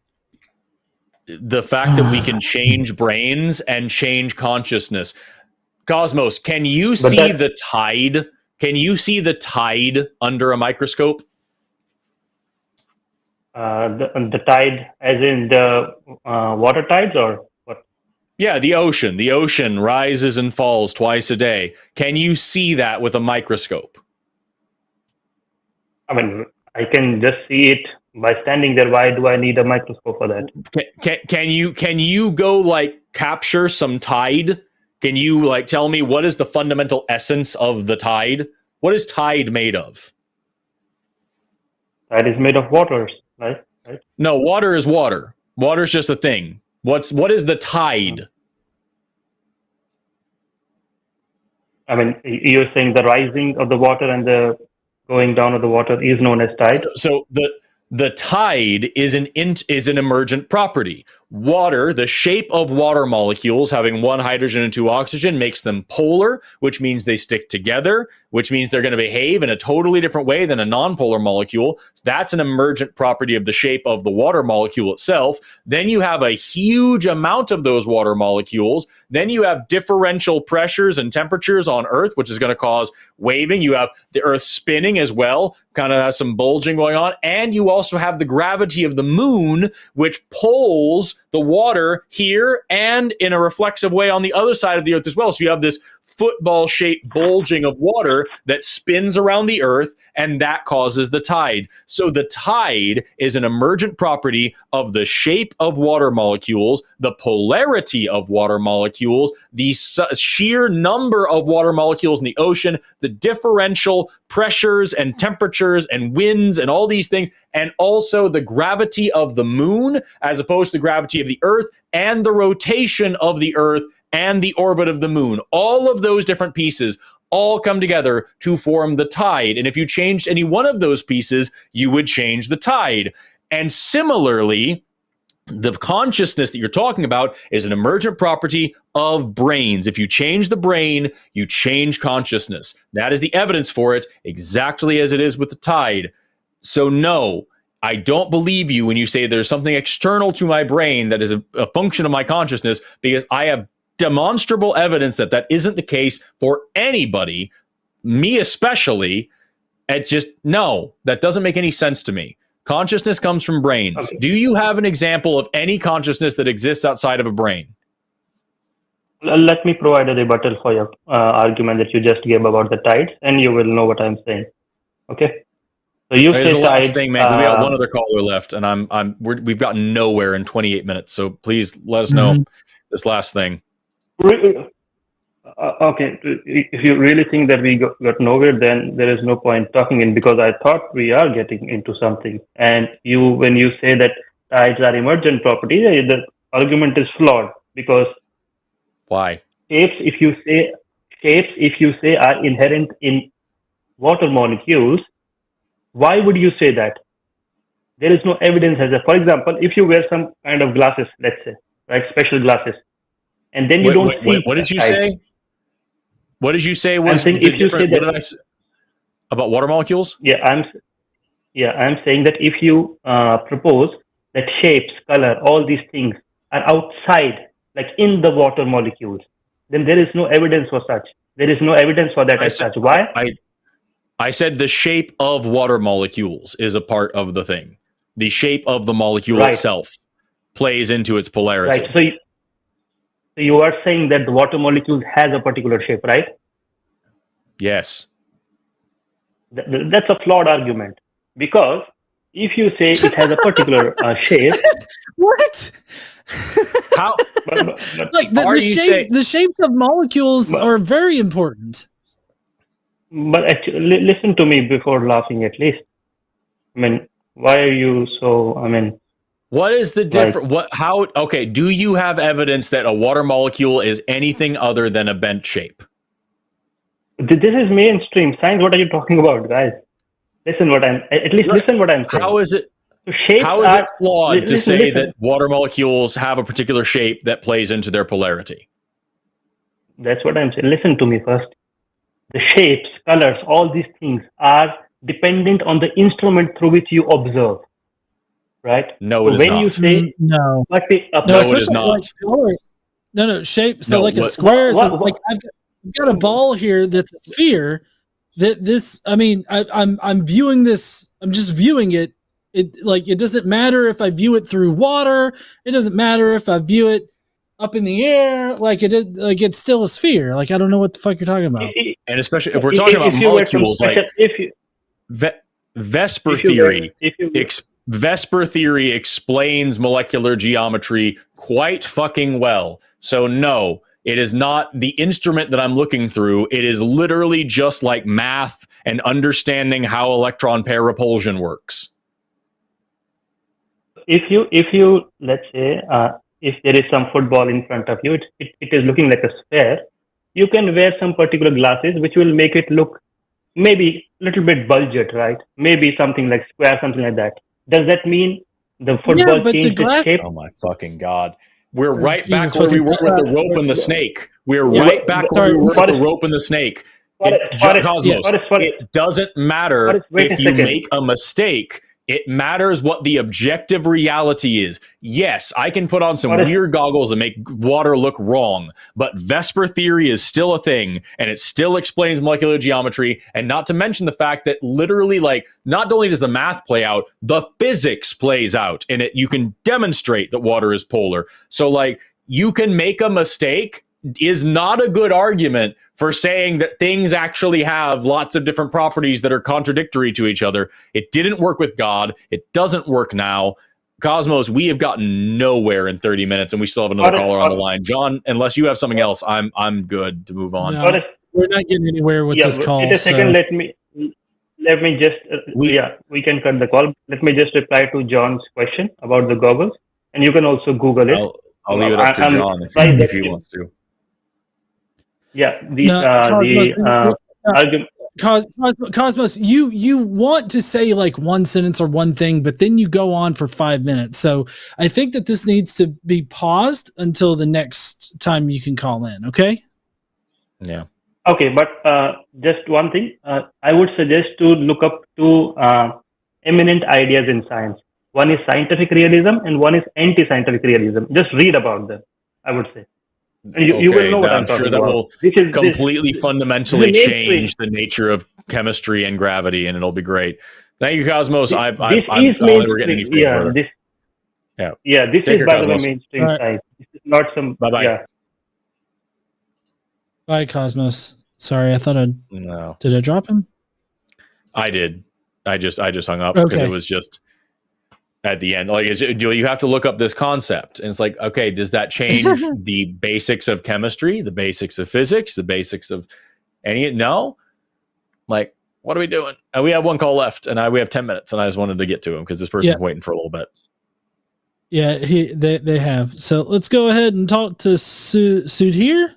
Is that right, Sudhir? That's me. Hello? Hello. Yeah, I'm here. Hello. Hello. Hi. Are you outside? What's going on? There's a lot of wind noise. Yeah. Is that better? Not real. Can you go not outside? Because it's like real windy and obnoxious. Okay. Let me find space real quick. Mm-hmm.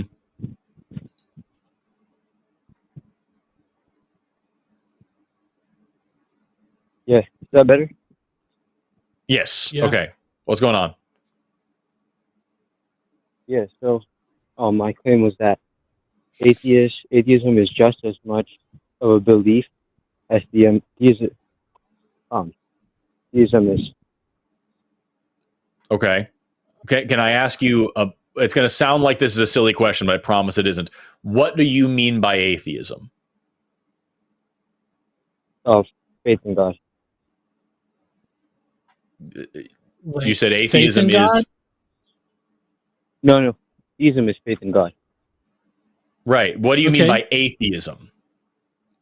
A belief that God doesn't exist. Okay, that's why I asked, because what's really important here is that you can draw kind of like a Punnett square of this, of like theism or atheism is either believing or not believing in a God, and then there's Gnosticism or agnosticism, which is whether or not you know. Yeah. So you can be a Gnostic theist or a agnostic theist. Either I believe there's a God and I know it, or I don't know it for sure. You can be a Gnostic or an agnostic atheist. And so what it sounds like you're saying is that atheism is a position that there is no God.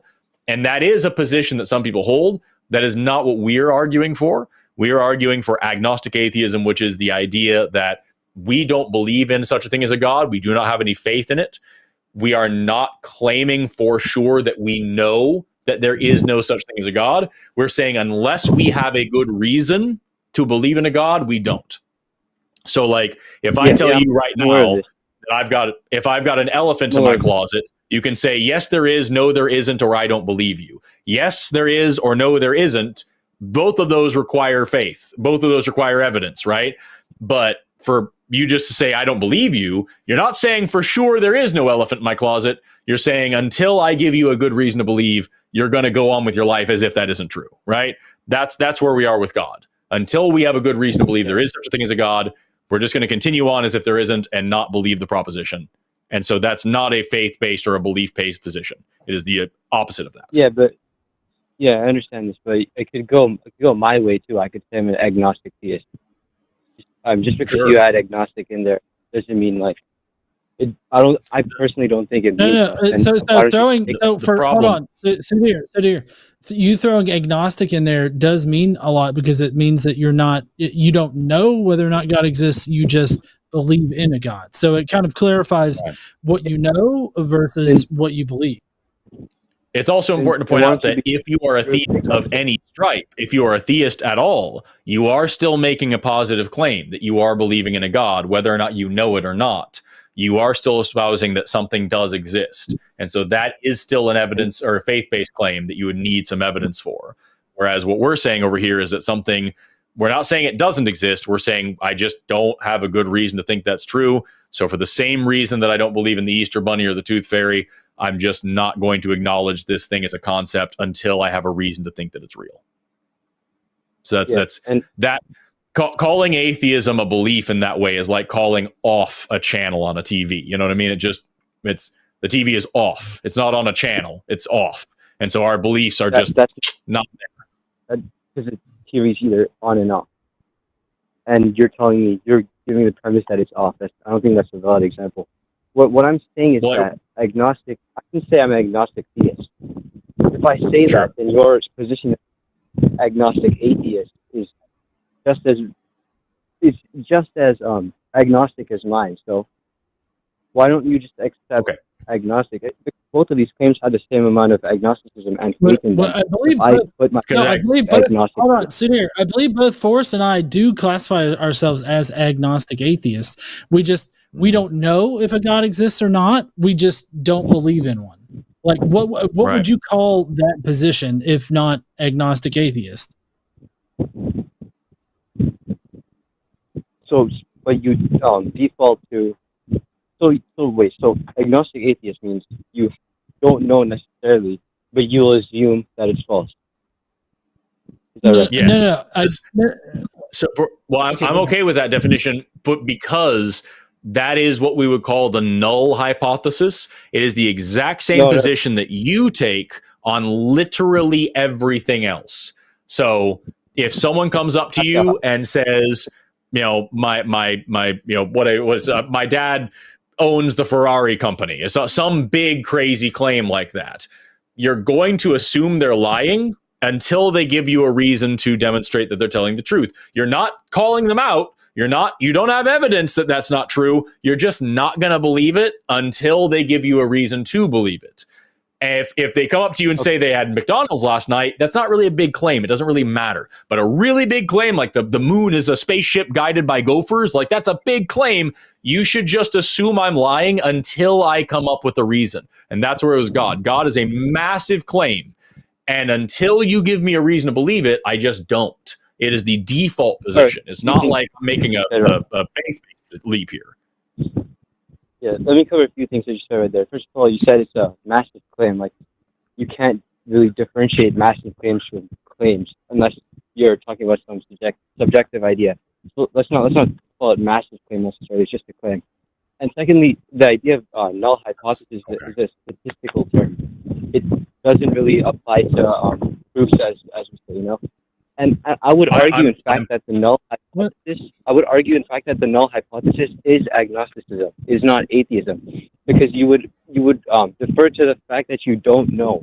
You would not defer to the fact that why do I have to know in order to not believe in something? Like, I guess I don't understand why those things are like so deeply coupled together. Like, if I don't know something, right, then and I mean, I don't believe it. Like, that seems like two different things. Like, you can not know whether or not God exists, but you could still believe in God. We just simply don't believe in God. They are different, sure. So the stance that you don't know is agnosticism, and the sense that you don't believe. Well, hold on. So, Sudhir. So the screener note says that you're called in to talk about how atheists are just as much believers in God as believers are. And now we're squabbling over the definitions of agnostic, Gnostic, atheist, and theist. Why do we have to squabble over labels right now? Let's just take the labels out of the fucking equation. Neither Forrest and I know whether or not a God exists, and we do not believe in a God. That's our position. Well, can we move on with the fucking conversation? I'll be honest with you. The definitions themselves is my entire argument, because those are very important. People tend to ignore them a lot. Just like, because there might be boring. So the problem with that, please go back to wherever you were where the wind noise wasn't, because it keeps getting worse and it's really annoying. But the problem with that is that in common parlance, these words aren't used this way. We are using this really technical definition because we argue this stuff for a living. But in common parlance, people would use the word agnostic as somewhere in between theism and atheism. And though that's not appropriate, that would work for them. So even if we sit here and hammer out these definitions between the three of us, it's not going to get us really anywhere in whether or not this is a belief claim for anybody else. So I think it's really more productive to just talk about what we actually believe, and whether or not as a belief or a faith-based thing or a knowledge-based thing, that's fine. But I don't think it's appropriate to get hung up on words like this when we're just, it doesn't mean something to the next person who calls in. John and I don't believe a God exists. You don't. Let me ask you, do you believe in UFOs? In like aliens coming to visit the Earth in UFOs? Do you believe that? Well, I have no idea, but logically what I've come to, and this is not my belief, this is what I've logically come to, is that they probably don't. But it's not a belief. That's unlike a belief. Right. So what you just said is you've come to this assumption that these things probably aren't real. These UFOs probably are not real, right? That's what I've logically come to. That's not a belief I hold. Okay. Right, we're getting there. Just hold on for a second. Okay. So you don't believe these. Is it possible that that's true? That there are actually aliens visiting us? Is that a possibility? Definitely. Awesome. And for anything. Do you know for sure whether or not aliens are visiting us? I'll never know anything for sure. Sure. Great. I agree with that. So one last question before we get to the point here is, like, if you had sufficient evidence to demonstrate that aliens were coming to visit us, would you change your mind and say that, yes, that is happening? I would not believe it still. I would say, now with this new evidence that I have, I could logically come to the, not in conclusion, that's a possibility that they are here in UFOs. So if you had evidence, you still wouldn't believe, you would just accept it's a possibility? No, to have belief, by definition, is to have unreasonable faith in something. And just disregard what I'm trying. My word faith. I disagree with that definition, but it doesn't matter. I'm trying to get to the point here. Would you change your mind and say that you believe, know, accept, whatever word you want to use? Would you be in the affirmative position that that aliens are coming here to visit us if you had good evidence for it? If I had to act on it, that's I think that's what you mean by believing. If I were to act upon it, no, I mean just like, would you take the affirmative position? That's all I'm asking. I would take it, yeah, if I had to act upon it. So, for example, if the government had to do something about aliens, if they were here or not, right? It super doesn't matter. If I was in the, yeah. The question is not about acting. The question is evidence. So what we've established so far, I'm going to repeat it back, is that as of right now, you don't know for sure, 100% certainty, whether or not aliens are visiting Earth. However, you can use logic and reasoning to say that you don't think that's likely, you don't think that's happening, therefore, you are in the negative position. You're not saying you know, you're just saying that there's no good reason to believe that. If good evidence came along, you would change your mind and take the affirmative position and say, yes, there is a good reason to believe this, so I do accept that this is the case. Is that a fair summary of everything we just said, not trying to catch up on words? Yeah, I know where you're going from here. And yeah, I'm not going to... I would like you to answer the question, not just tell me what you think I'm going to say next. So what was the question? Yeah, I will change my mind, but let's take that into... That's not the question. I asked you if what I just said was a fair summary of your position. It's a fair summary, yes, but it does not show the entire thing. Yes, I agree with that. Exactly what you just said, exactly that position that you just said is your position on aliens, exactly word for word the same thing is what John and I believe. Just change the word aliens for the word God. We don't know for sure whether there is such a thing. We couldn't possibly know for sure of whether or not that's such a thing, but we don't have a good reason to believe that's the case. We can logically and reasonably say that isn't the case. If there was good evidence, we would change our minds, but there isn't, so we don't. So we hold the position that there is no such thing as a God, and we act on that assumption until we are proven otherwise. That is not a belief claim. That is not a faith claim. That is logic. It is. No, because you're assuming that it's not there. So that's your belief. That's not an assumption. No, we're not. That is just we're moving not forward with the evidence we have. Yeah, go ahead. In order for me to act like God was there, I would need evidence that God was there. I don't have evidence that God is there, so I act as if it isn't. That is logical. We're talking about beliefs, right? We're talking about beliefs. I can't hear you because you're in a fucking tornado. Yeah, okay, we're talking about beliefs, right? We're not talking about acting upon. It doesn't matter.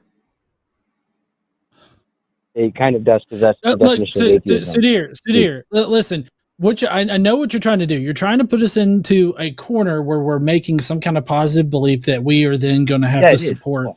Like, yeah, exactly. You've got a script and you're running your script. I get that.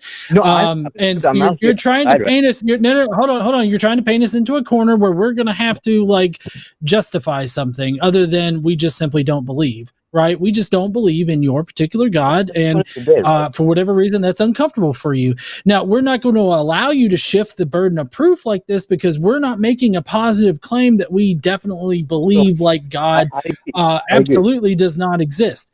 We hold a softer atheist position of we don't know, but we don't believe in that God or in any God. And so maybe can we move on? We are kind of time boxed here, so we kind of have to get to the point like rather quick. Yeah, I'll just say my last thing and then we can move on.